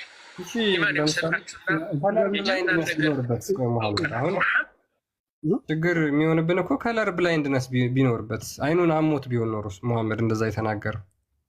መጽሐፍ ቅዱስ ምን ብሎ ይናገራል? እንዴት አንድ ሺህ ሰዎች አይተውት ነጭ ነው፣ አንተም በአይንህ አይተኸው ይላል። እሱም ፓርት ስላልሰማችሁት ነው። ነጭ ነው። 1000 ሰዎችን መጥተው ሄዶ ፕሩቭ አድርገውታል አንድ ነገር እውነት መሆኑ። ለምሳሌ ፀሐይ የምትገባው መሐመድ ያለው ጭቃ ውስጥ ነው ያለው። ሳይንስ ደግሞ ፕሩቭ አድርጎታል ያ እንዳልሆነ። እንግዲህ ይሄንን 1000 በጣም አንተ ራሱ በአይን ሄደ እንደማትገባ አረጋግጠህ እንዴት ነው የማትቀበለው? ስማው መሐመድ ረሱሉላህ አላህ እንዲቀበላት ከፈለክ ሽሩጥ አላት፣ ምሰሶዎች አላት። ከምሰሶቹ አንዱ ተስዲቅህ ፊማ አኽበር፣ ነቢያችን የተናገሩት ሁሉ ማመን ነው፣ መቀበል። ለምሳሌ ግድግዳው ነጭ ነው፣ 1000 ሰው ሆነን እናየዋለን፣ ነጭ ነው። ነቢያችን መጡና ነጭ አይደለም ጥቁር ነው ካሉ ማንን ነው የምታምነው? እነዚህ 1000 ሰዎች ተሳስታቸዋል ትላለህ፣ ነቢያችን ልክ ናቸው ነው የምትለው። በአይንህ እያየህ ነጭ ነው፣ ግን ነቢያችን ላ ጥቁር ነው አሉ። خلاص የነቢያችን አይን ነው የምታምነው። ይህ ነው ኢማን የሚባለው ወንድሞች። እንግዲህ ያ በአጭሩ ምንድን ነው? ለምሳሌ ቅድም ምን ብሎ ተናግሯል ሼኹ? የገነት ጉዳይ ማንም ስንናገር የሚቀበለው ሰው የለም። ለአእምሮ የሚከብድ ነገር ነው። ሰዎች በቀላሉ ሊክዱበት የሚችል ነገር ነው። ስለዚህ ያንን ማንም መቀበል አይችልም። እና ሙሐመድ የተናገረው እንዴት ነው የምንቀበለው? በቃ ግዴታ በእምነት ሆነ መቀበል አለብህ አይነት ነገር ነው እየተናገረ ያለው። ግዴታ መቀበል አለብህ። ነገር ግን ስለ ጀነት በእስልምና ሰዎች ሊቀበሉት አይችሉም። ተረት ተረት ነው፣ ዊች ተረት ተረት ነው ማለት ነው። ለእኛ ተረት ተረት ነው። እንኳን ለእኛ ለራሶቹ ለአማኞቹም ሊቀበሉት አይችሉም። ጭራሽ ሰዎችን ወደ ኩፍር የሚያወጣ ነው። አሁን ገነት በእስልምና አንድ ሙስሊም ገነት በእስልምና የዘላለም ሕይወት በእስልምና ምን እንደሆነ አጥንቶ እዛው እስልምና ውስጥ የሚቆይ ከሆነ አይምሮን ታማሚ ነው ማለት ነው። ወይ አይምሮን ታማሚ ነው፣ ወይ ወደ ክርስትና እንዳይመጣ ያደረገው የክርስትና ጥላቻ አለበት፣ ወይም ደግሞ ከነዚህ ከሁለቱ ግራ ገብቶት ኤቲስት ይሆናል። ገነት በእስልምና ምን እንደሆነ አጥንቶ አውቆ የማይወጣ ሙስሊም ካለ ባይዘዌ ክርስቲያን ሼኪው ሲናገር ሰምተው ከሆነ እያስፈራራቸው ነው። ይሄን የማትቀበሉ ከሆነ ኩፉር ትሆናላችሁ እያላቸው ነው። ስለዚህ እንደዚህ እያስፈራሩ ካልሆነ በስተቀር በጤነኛ አይምሮ ይሄን ነገር ሊቀበል አይችልም። መጽሐፍ ቅዱስ እንደዚህ ይላል። እስቲ አንድ መጽሐፍ ቅዱስ ክፍል ልንገራችሁ። 2 ተሰሎንቄ ምዕራፍ 2 ከቁጥር 11 ጀምሮ እንዲህ ይላል። ስለዚህ ምክንያት በእውነት ያላመኑትን ነገር ግን በአመፃ ደስ ይላቸው የነበሩትን ሁሉ ፍርድ እንዲቀበሉ ሐሰትን ያምኑ ዘንድ እግዚአብሔር ሐሰት አሰራር ይልክባቸዋል ይላል። አያቸው፣ እነዚህ ሰዎች በአመፃ ላይ ናቸው፣ በእግዚአብሔር ላይ ስላመፁ ማለት ነው። ሮሜ 1 ላይም እግዚአብሔርን እንደ እግዚአብሔር ሮሜ ምዕራፍ 1 ቁጥር 20 ምናምን አካባቢ እግዚአብሔርን እንደ እግዚአብሔር መጠን ስላላወቁት እግዚአብሔር ደግሞ ለማይረባ አእምሮ አሳልፎ ሰጣቸው ይላል። የማይረባ አእምሮ። ስለዚህ እነዚህ ሰዎች ስላመፁ የእግዚአብሔርን እውነት በውሸት ስለቀየሩ፣ ስለዚህ እግዚአብሔር ደግሞ ለማይረባ አእምሮ ሰጣቸው፣ ወይም የሐሰት አሰራር ላከባቸው። ስለዚህ ይሄን እንዲያምኑ ተደረጉ ማለት ነው። ተመልከቱ፣ የእግዚአብሔርን ነገር ንቀው ሄደው ጌታችን መድኃኒታችን ኢየሱስ ክርስቶስ ራሱ በሰማይ ቤት ማግባት መጋባት የለም እንደ እግዚአብሔር መላእክት ይሆናሉ የሚለውን እውነተኛ እግዚአብሔርን ቃል በዚህ ላይ አምፀው ትተው አይ እኛ በሰማይ ቤት መግባት መጋባት አለ፣ አልፎም ተርፎም ከብዙ ሴቶች ጋር እንተኛለን፣ አምላካችንም ድንግልናቸውን እያደሰ ይሰጠናል የሚል ተረት ውስጥ የማይረባ አእምሮ ውስጥ እንዲወድቁ ተደረጉ። ይህም የሆኑ ደግሞ እግዚአብሔር ፈልጎ ሳይሆን በራሳቸው አመፅ፣ በራሳቸው ስራ የእግዚአብሔርን ቃል ስላልሰሙ በዛው በስራቸው እንዲጠመዱ አደረጋቸው ይላል መጽሐፍ ቅዱስ ላይ። እውነት እንዲህ አይነት ተረት ውስጥ እንዲገቡ ያደረጋቸው ከእውነት ፈቀቅ ስላሉ ነው። እውነት የሆነውን ክርስቶስ ከሱ ፈቀቅ ብለው አንድ የአረብ ሰው ስለተጠጉ ወይም ደግሞ የማይረባ አእምሮ ይዞ የመጣን ሰው አሜን ብለው ስለተቀበሉ በእግዚአብሔር ቃል ላይ ስላመፁ እነዚህ ሰዎች ለማይረባ አእምሮ ተላልፈው ተሰጡ። ስለዚህ ውጤቱን እያየን ነው። በሰማይ ቤት ደናግል ብዙ ሴቶችን እናገኛለን፣ ከነሱ ጋር እንዘሙታለን፣ የማይበርድ የወንድ ብልት ይሰጠናል። ሴቶቹ ልክ ውሃ እንደጠማት ግመል የምትቅለበለብ ወንድ ስታይ ማለት ነው፣ እንደዚህ አይነት ሴት ይሰጠናል ብለው ያምናሉ። ይህም በቀደም ክርስቲያን ስታሳይ ነበር። ኢብን ከቲር እንዴት ብሎ እንደፈሰረው ማለት ነው። እና በጣም ያሳዝናል። ለዚህ አእምሮ ተላልፎ የተሰጡት በእግዚአብሔር ቃል ላይ ስላመፁ ነው፣ ከእውነት መንገድ ፈቀቅ ስላሉ ነው። እና ይኸው መጽሐፍ ቅዱስ ዛሬ ይናገራል። እግዚአብሔር በሰው ይናገራል። እግዚአብሔር በብዙ አይነት ጎዳና ይናገራል። የዕብራውያን 1 ላይ እንደተናገረው በብዙ አይነት ጎዳና ነው የሚናገረው። እና ዛሬ እግዚአብሔርን ድምፅ ካልሰማችሁ ምናልባት እኔ የምናገር መስሏችሁ ልትንቁኝ ትችላላችሁ። በእኔ የሚናገረው ግን እግዚአብሔር ነው ብዬ ነው የማስበው። እና ካልተመለሳችሁ ይህ ቃል ይፈርድባችኋል። ለማይረባ አእምሮ ተላልፋችሁ ተሰጥታችኋል። ሼኪውም እንዳሉት ማንም ሰው ይሄን አይቀበልም፣ ግን ግዴታ መቀበል አለባችሁ። ካልተቀበላችሁ ምንድናችሁ? ኩፉር ናችሁ እያለ ያስፈራራችኋል። ከእስልምና ትወጣላችሁ ካልተቀበላችሁ። ስለዚህ በዚህ ምክንያት ነው ሰዎች እንዲቀበሉ የሚያደርጉት እንጂ ነፃ አእምሮ ያለው ሰው፣ ትክክለኛ ሕሊና ያለው ሰው ይሄን ነገር ሊቀበል አይችልም። ምክንያቱም ይሄ የአሮጊቶች ተረት ነው። ባይዘው ይሄ የሆኑ ሰዎች ፍላጎት ነው እንጂ የአምላክ ዘላለማዊ ፍላጎት እንደዚህ አይደለም። ለዚያውም ዘላለማዊ ሕይወት ላይ በምድር ላይ እንኳን ቢሆን የተሻለ ነው። ለዘላለም እንደዚህ ሆነን እንኖራለን። የማይበርድ የወንድ ብልት ይሰጠናል። ሁል ጊዜ ዲፍላወር ስናደርግ እንኖራለን ብሎ ማሰብ ጤናማ አይደለም። ባይዘው ኦኬ። እና ይሄ ነው ያ ቴንኪው ቤኒሻ። ያ እንግዲህ ይህን ሰዎች ሁሉ ሊቀበሉት የማይችለውን አስተምሮ፣ በነገራችን ላይ የገነት ጉዳይ ደግሞ የዘላለም ሕይወት ጉዳይ ደግሞ ሰዎች ለምሳሌ ሉክ ሁላችንም የሆነ ሃይማኖት የምንይዝበት ምክንያት ምንድን ነው መሰላችሁ? ይሄ የምድራዊውን ነገር አልፈን ከዚህ ከምድራዊ አስተሳሰብ ዘለን ስለ ሰማያዊ ሕይወት እንድናስብ ለዘላለም የምንኖርበትንና ለዘላለም የምናገኘውን ነገር እንድንረዳና በዛ ህይወታችን ላይ በቃ የሚያስፈልገን ነገር እውቀት እንድናገኝበት ከዛ በኋላ ያንን መንገድ እንድንከተል ነው። ሃይማኖት ለስጋ አይደለም የምንከተለው ምድራዊ የስጋ ፍላጎትን ለማሟላት ሳይሆን ሰማያዊ ህይወታችንን ለማስተካከል የምንጠቀምበት ትልቁ መሳሪያ ሃይማኖት ነው። ይሄ ሃይማኖት ደግሞ ከሐዋርያትና ከነቢያት ትምህርት ተላልፎ የተሰጠ እምነት ነው። ይህን እምነት ሰዎች በምን አይነት መልኩ ነው መቀበል ያለባቸው ወይም ደግሞ እንዴት ነው መቀበል ያለባቸው የሚለውን ለማወቅ እውነትና ሐሰቱን የነቢያት ትምህርትና የሐዋርያት ትምህርትን መለየትና ማወቅ ያስፈልጋል። አንድ ግለሰብ ብቻ ከሆነ የተናገረው ያ ነገር ሐሰት የመሆን ቻንሱ በጣም ከፍተኛ ነው። ለምሳሌ በእስልምና ውስጥ ሌሎች ነቢያቶች አሉ ተብሎ ይታመናል። ሌሎች ነቢያቶች አሉ ተብሎ ታምኖ ነገር ግን ያንን ያስተማረው አንድ ነብይ ብቻ ከሆነ ሐሰት የመሆን ቻንሱ በጣም ከፍተኛ ነው። ቢያንስ ይህንን እንደ መነሻ ፖይንት እንኳን መውሰድ ይቻላል። ከእስልምና ለመውጣት የገነትን ጉዳይ ብቻ ማወቅ በነገራችን ላይ በቂ ነው። ከእስልምና ውስጥ የሚያስወጡ ነገሮች ሁለተኛና ሶስተኛ ተብለው የተቀመጡት በአንዳንድ ጥናቶች ማለት ነው። አንደኛው ስለ ሴቶች ያስቀመጠው በጣም የወረደ ቦታ ነው። ሁለተኛ የዘላለም ህይወታቸው ነው። የዘላለም ህይወታቸው። ሌላው ዋናውና የመጀመሪያው ያላቸው የአምላክ ሕሳቤ። የትኛውም ነቢይ በታሪክ ውስጥ በቅዱሳት መጽሐፍት ያልተጠቀሰን አምላክ ሙስሊሞች ያመልካሉ። ያልተጠቀሰን አምላክ እንደዚህ እጅ ያለው እግር ያለው አንገት የሌለው ጭንቅላት የሌለው አይን ያለው ባቱን የሚገልጥ ከሌሊቱ 9 ሰዓት የሚወጣ የሚወርድ እንደዚህ አይነት አስተምሮ ያስተማረ ነብይ የለም። በቃ እንደዚህ ብሎ ያስተማረ ነብይ የለም ባጭሩ። ስለዚህ ይህ ደግሞ መውጣት መውረድ የአምላክ ባህሪ ከሆነ ለምሳሌ መውጣት ከሌሊቱ 9 ሰዓት መውጣትና መውረድ ባህሪ ከሆነ የአምላክ ባህሪ ከሆነ ነቢያቶች ሁሉ ሊያስተምሩት ይገባል። ለምሳሌ ቀደምት ነቢያቶች አላህ ይወጣል ይወርዳል ብለው የማያስተምሩት ከሆነ ካላስተማሩ ወይ አላህ የሆነ ሰዓት ላይ ያመጣው አዲስ ባህሪ ነው፣ አዲስ ልምምድ ነው፣ ወይም ደግሞ ይህ ይወጣል ይወርዳል ብሎ የተናገረው ነብይ ሐሰተኛ ነብይ ነው። እንደዛ አይነት አምላክ የለም። ከዚህ መረዳት እንችላለን። ስለዚህ በተለይ ይሄ የዘላለም ህይወትን በተመለከተ ሙስሊሞች ብታስቡበት ማለት ነው።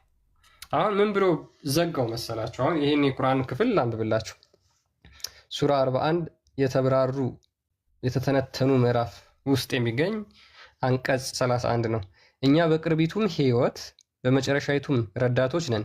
ለእናንተም በእርሷ ውስጥ ነፍሶቻችሁ የሚሹትን ሁሉ አለላችሁ። ነፍሶቻችሁ የሚሹትን ሁሉ፣ ነፍሶቻችሁ የምትፈልጉት ሁሉ አለላችሁ ብሎ ቁርአን ይናገራል። ለእናንተም በእርሷ ውስጥ የምትፈልጉት ሁሉ አለላችሁ። የት? በገነት። በገነት እነዚህን ሁሉ የምትፈልጓቸውን ነገሮች ሁሉ ታገኛላችሁ። ሉክ ለምሳሌ አንድ ሰው ሙሐመድን መገናኘት ቢፈልግስ? ሴት ሙስሊም አይደለም እያልኳቸው ያለሁት፣ ወንድ ሙስሊም ለምሳሌ ከሙሐመድ ጋር አብሮ መተኛት ቢፈልግ ያገኛል? አያገኝም? ከሙሐመድ ጋር መገናኘት የሚፈልግ ሙስሊም ቢኖር አየህ እንዴት እንደሚለጠጥ ትምህርታቸው ማለት ነው። እንደዛ ቢፈልግ ያን ያደርገዋል? ሉክ ለምሳሌ በጀነት አንድ ግብረ ሰዶም መሆን ቢፈልግ አንድ ሰው ይሆናል? አይሆንም? ይኸው ቁርአኑ ዘግቶታል። ነፍሶቻቸው የሚሹት ሁሉ አለ። ግብረ ሰዶም ቢሆንስ የሚፈልገው? ይህን ነገር ያገኛል? ለምን? ቁርአኑ አንድ ቦታ አይደለም 2-3 ቦታ ደጋግሞ ይናገራል ይህን። ስለዚህ እንደዚህ ብሎ ስለዘጋው ሙሐመድ ተናገረና ስለ ወንዶቹ ከዛ በቃ አዲስ መገለጥ ሲጠፋ ይሄንን ተናገረ። በቃ ነፍስ የምትፈልጉት በሙሉ እንደውም ታገኛላችሁ። በቃ የሆነ አታጨናንቁኝ አይነት ነገር ማለት ነው። በቃ የምትፈልጉት ነገር ሁሉ እኮ አለ።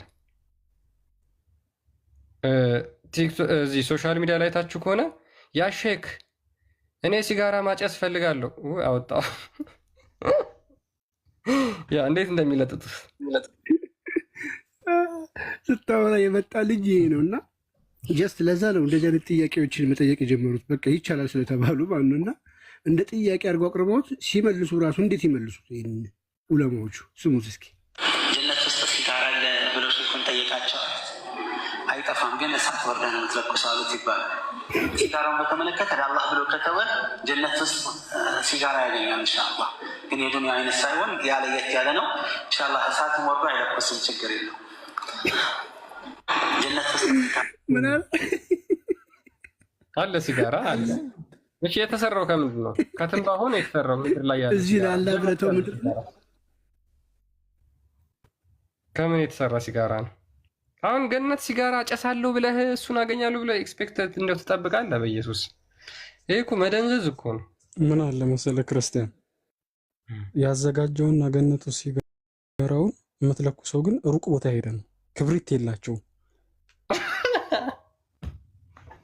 አይ እሱ ቢሆን እኮ አላህ ለዛው ተለቆለ ችግር የለም ባለ እኮ። ይሄኛው ደግሞ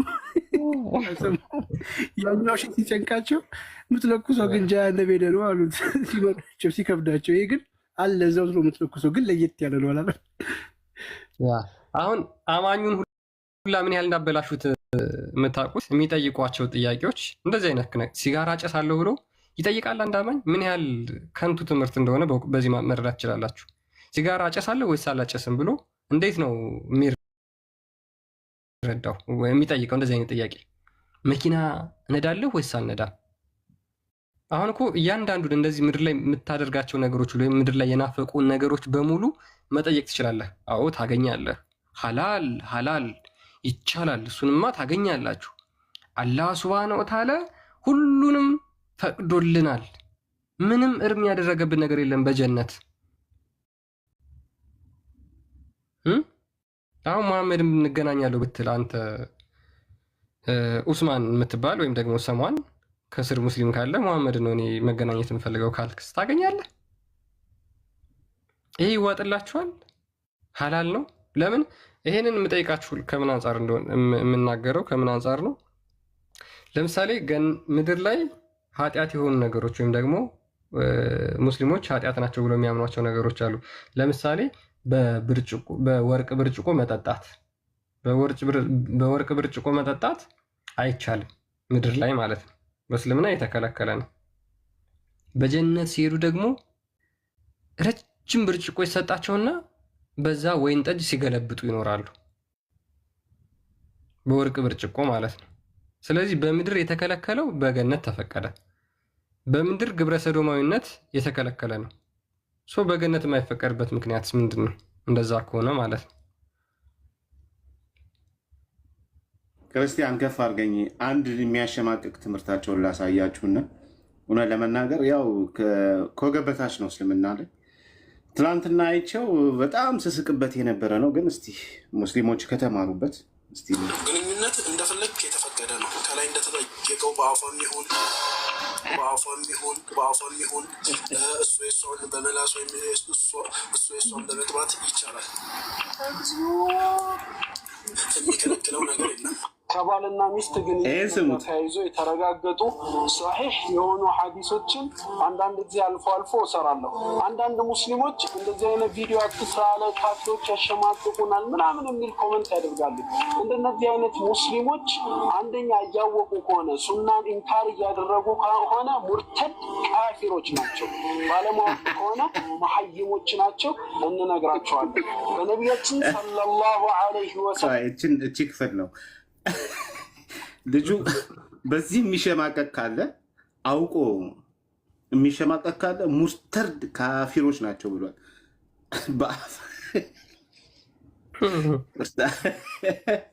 እኔ በጣም ስላሳቀኝ ነው።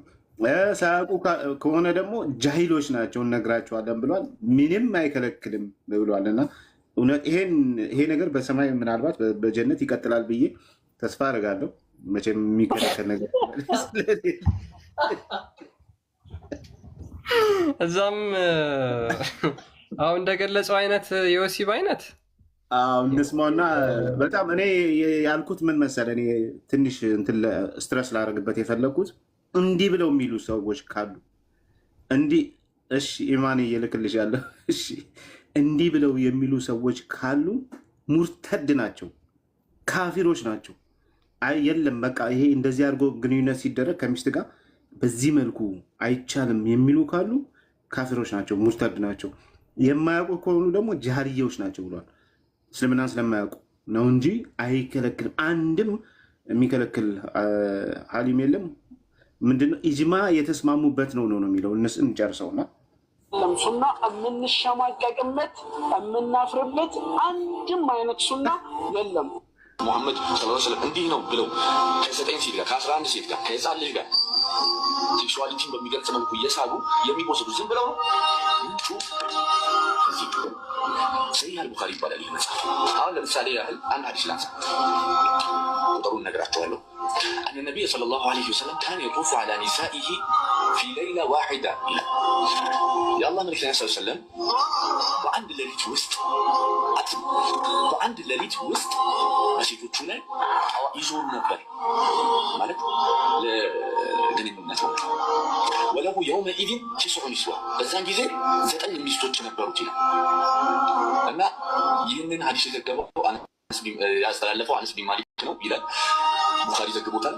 ሰሒህ ነው ሀዲሱ 5215 ቁጥር ላይ ታገኙታላችሁ። የምናፍርበት አንድም አይነት ሱና የለም። በሌላ ዘገባ 11 ናቸው። በ11ዱም ይገናኛቸው ነበረ በአንድ ሰዓት ውስጥ እና የ33 ሰው ጉልበት በግንኙነት ላይ መልእክተኛው ይዞት የመጣውን ሁሉ ሙጭጭ አጥብቃችሁ ያዙ። የምናፍርበት አንድም አይነት ሱና የለም። ከአይሻ ዘገብኩት ብሎ እንዳለው ደግሞ ሴቶቹን ሳይገናኛቸው የተገናኛችሁ ይመስላቸው ነበር ይላል። ከዛ ነቢያችን ሰለላሁ ዐለይሂ ወሰለም ዑበይድ ኢብን አልዓስም እጅ ድግምት ተሰራባቸው ይላል። ከዛ የሆነን ነገር ሳያደርጉ ያደረጉ ይመስላቸው ነበርም ይላል።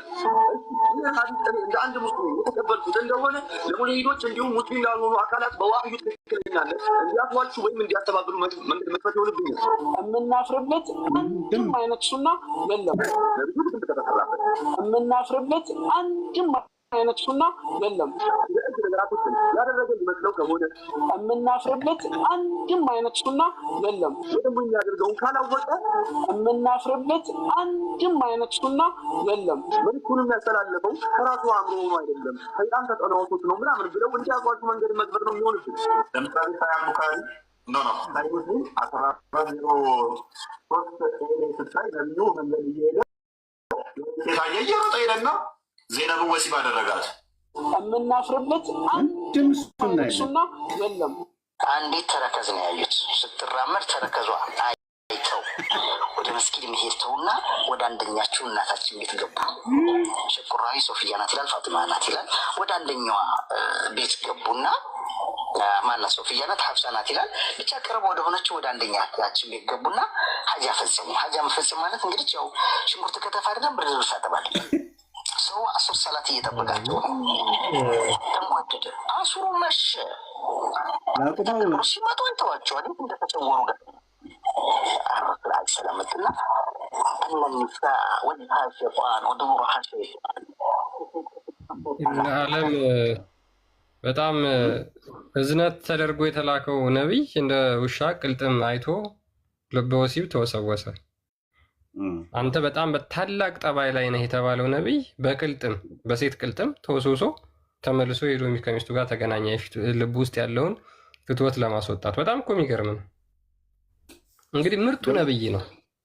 ወደ መስጊድ እየሄደ ሰላት እየጠበቁት አረፈደ ምናምን ይለናል። ደግሞ ልጁ በጣም አሪፍ አድርጎ ነው እንትን ያለው። በጣም ያሳዝናል። ግን ይሄኛው ልጅ እውነተኛ ሙስሊም ነው። በቃ ምንም ነገር ራምዚ በጣም ይመቸኛል። በጣም እኔ ስለ ገነት ጉዳይ ስለ ሁራ ላይኖቹ በተለይ ይሄ አንተ የጠየቀው ጥያቄ በገነትም ሄደው እንደዚያ ባይዘው እሱ በጣም ጥያቄ መጠየቅ አለበት። ክሪቲካል ነው እሱ። ትክክል ነው። ያደርጋሉ አያደርጉም የሚለው ለምን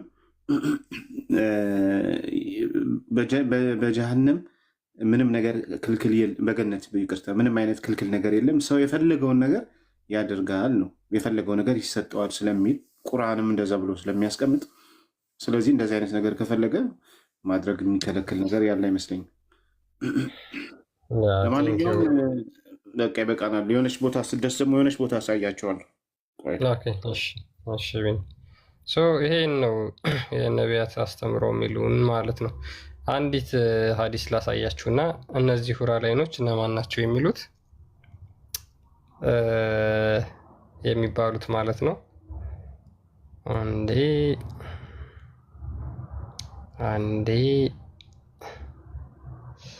እሺ፣ አሁን እዚህ ጋር ምን ይላል መሰላችሁ?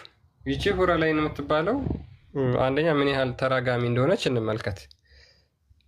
ሳይህ ሙስሊም ሳይህ አልቡካሪ 3237 ላይ አቡ ሁሬራ እንደተረከው ይላል አላህስ ሜሴንጀር ሰይድ የአላህ መልክተኛ እንደተናገረው ኢፍ ኤ ሃዝባንድ ኮልስ ሂዝ ዋይፍ ቱ ሂዝ ቤድ ቱ ሃቭ ሴክሹዋል ሪሌሽን፣ ባል ሚስቱን ወደ አልጋ ለወሲብ ሲጠራት ኤንድ ሺ ሪፊውዝድ ኤንድ ኮዝ ሂም ቱ ስሊፕ ኢን አንገር፣ ለወሲብ ሲጠራት እምቢ ካለችውና ከዛ በኋላ ሌሊቱን ሙሉ እየተናደደ ካደረ ኤንጅል ዊል ከርስ ሀር ቲል ሞርኒንግ፣ መላእክቶች ቀኑን ሙሉ ሌሊቱን ሙሉ ሲረግሟት ያድራሉ።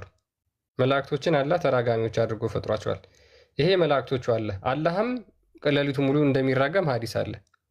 ሌሎቹ ግን ዋናዎቹ እነማን ናቸው? ሁር አላይኖች የሚባሉት ማለት ነው። እነዚህ ሁር አላይኖች የሚባሉት እነማን እንደሆኑ ቆይ እነሱን ላሳያችሁ። በእነዚህ ፍጥረታት እንኳን ያስረግማቸዋል ማለት ነው፣ ምድር ላይ ያሉ ሴቶችን ማለት ነው። አንዴ ኦኬ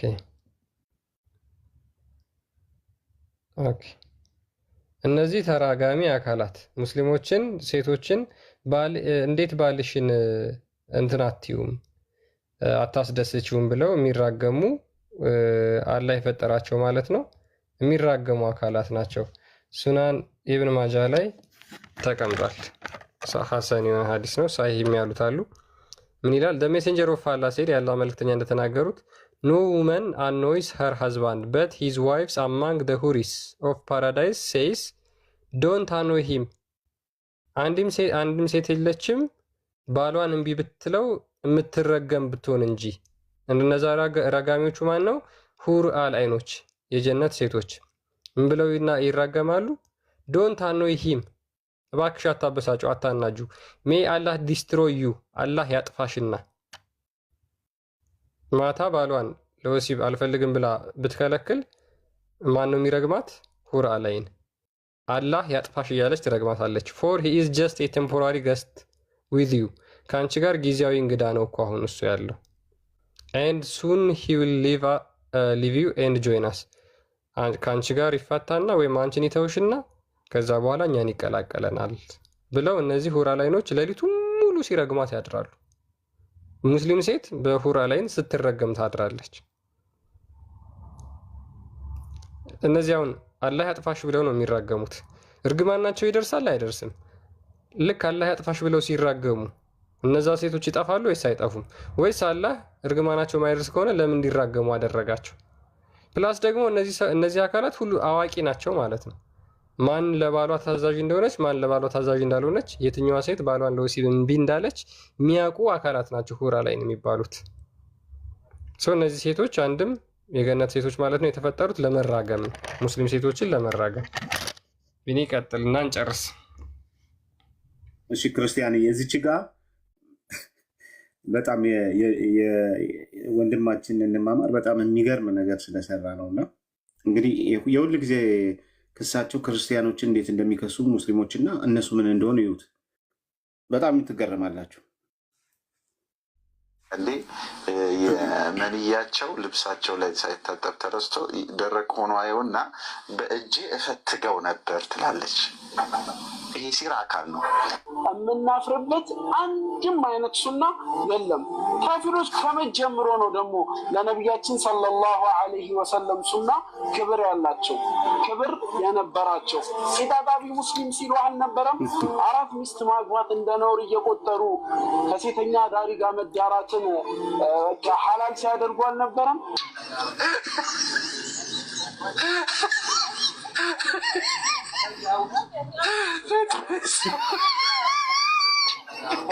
ዳሪ ጋር መዳራትን ሐላል ሲያደርጉ አልነበረም? ከመጀመሩ ነው። ታይቷቸዋል። ቴኪው እኛን አሁን ከሴተኛ ዳሪ ጋር ይዳራሉ ብሎ ከሶ ሼኪው ዞር ዞር ብሎ አይቶ ከሴተኛ ዳሪ ቤት ሲወጣ እጅ ከፍንጅ ተያዘ። እና ቅንብሩ በጣም ስለገረመኝ ነው። አይዲያው ራሱ እንደዚህ አይዲያ ማምጣት ቀላል አይደለም እውነት ለመናገር እና ገብታችሁ አበረታቱት። ግን ያው በምትከሱን ነገር ራሳችሁ ተያይዛችኋል። እንግዲህ ይሄ ሰዎች ያደረጉት ነገር እምነትን የሚወክል ከሆነ ያው እንግዲህ ሼኪው ራሱ ተደብቆ ሲወጣ ይቅርታ አድርጎልኝ እኔ በጣም ነው የሳኩት እና ተደብቆ ሲወጣ እጅ ከፍንጅ ተይዟል። እና በእርግጥ በእስልምና ይፈቀዳል፣ አይከለከልም። ሴተኛ ዳሪ ጋር መሄድ ሱራ 4:24 ላይ ያለ ሀሳብ ነው። አይከለከልም። ያው ከሴት ጋር ስለሆነ ነው። ብዙ ከርሱ አልወጣውም ብዬ አስባለሁ። ክርስቲያን ያው በሰማይ ቤት መዘሙት ስለሆነ ስለዚህ እንደዛ ነው። ያ እና ገብታችሁ አበረታቱት። እና እጅ ከፍንጅ ይዟቸዋል። ይሄ ሰውዬ እጅ ከፍንጅ ተይዟል፣ ራምዚ ማለት ነው። እሺ እናመሰግናለን። ያ እና ኒያው ሞሮርለስ የዛሬው ቶፒካችን እንግዲህ በዚህ በተመለከተ ነው። ያው የሆነ ነገር እንዳገኛችሁበት ተስፋ እናደርጋለን። ምንድነው ዋናው ብቻ እንድትይዙት የምንፈልገው ነገር ምንድነው ገነትን በተመለከተ የዘላለምን ሕይወትን በተመለከተ ነገር በክርስትናና በእስልምና መካከል ያለው ልዩነት የሰማይና የምድር ነው ልዩነቱ ማለት ነው። የሰማይና የምድር በቃ አይገናኝም፣ ከነ አይገናኝም። ክርስትና መጽሐፉ በሐዋርያቶችና የነቢያት ትምህርት ነው።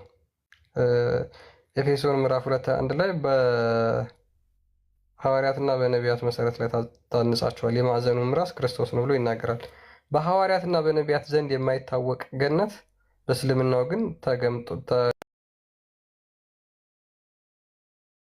ተቀምጦ ሙስሊሞች ያንን አምነው እናገኛለን ብለው ይመኛሉ።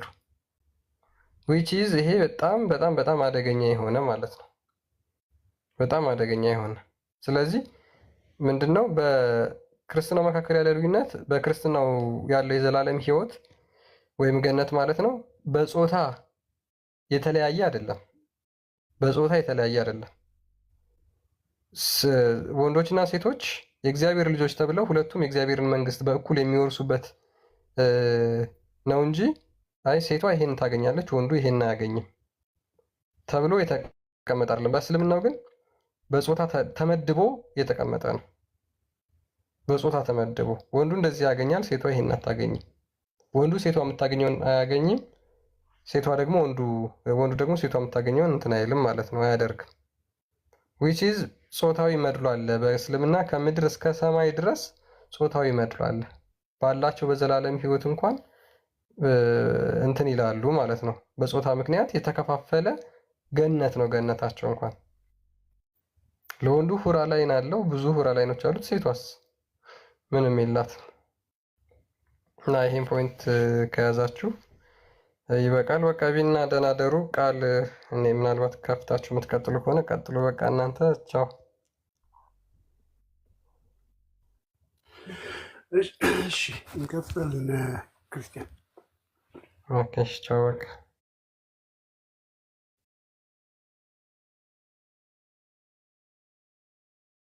ኧረ እነዚህ ሰዎች ሄዱ ጋይዝ።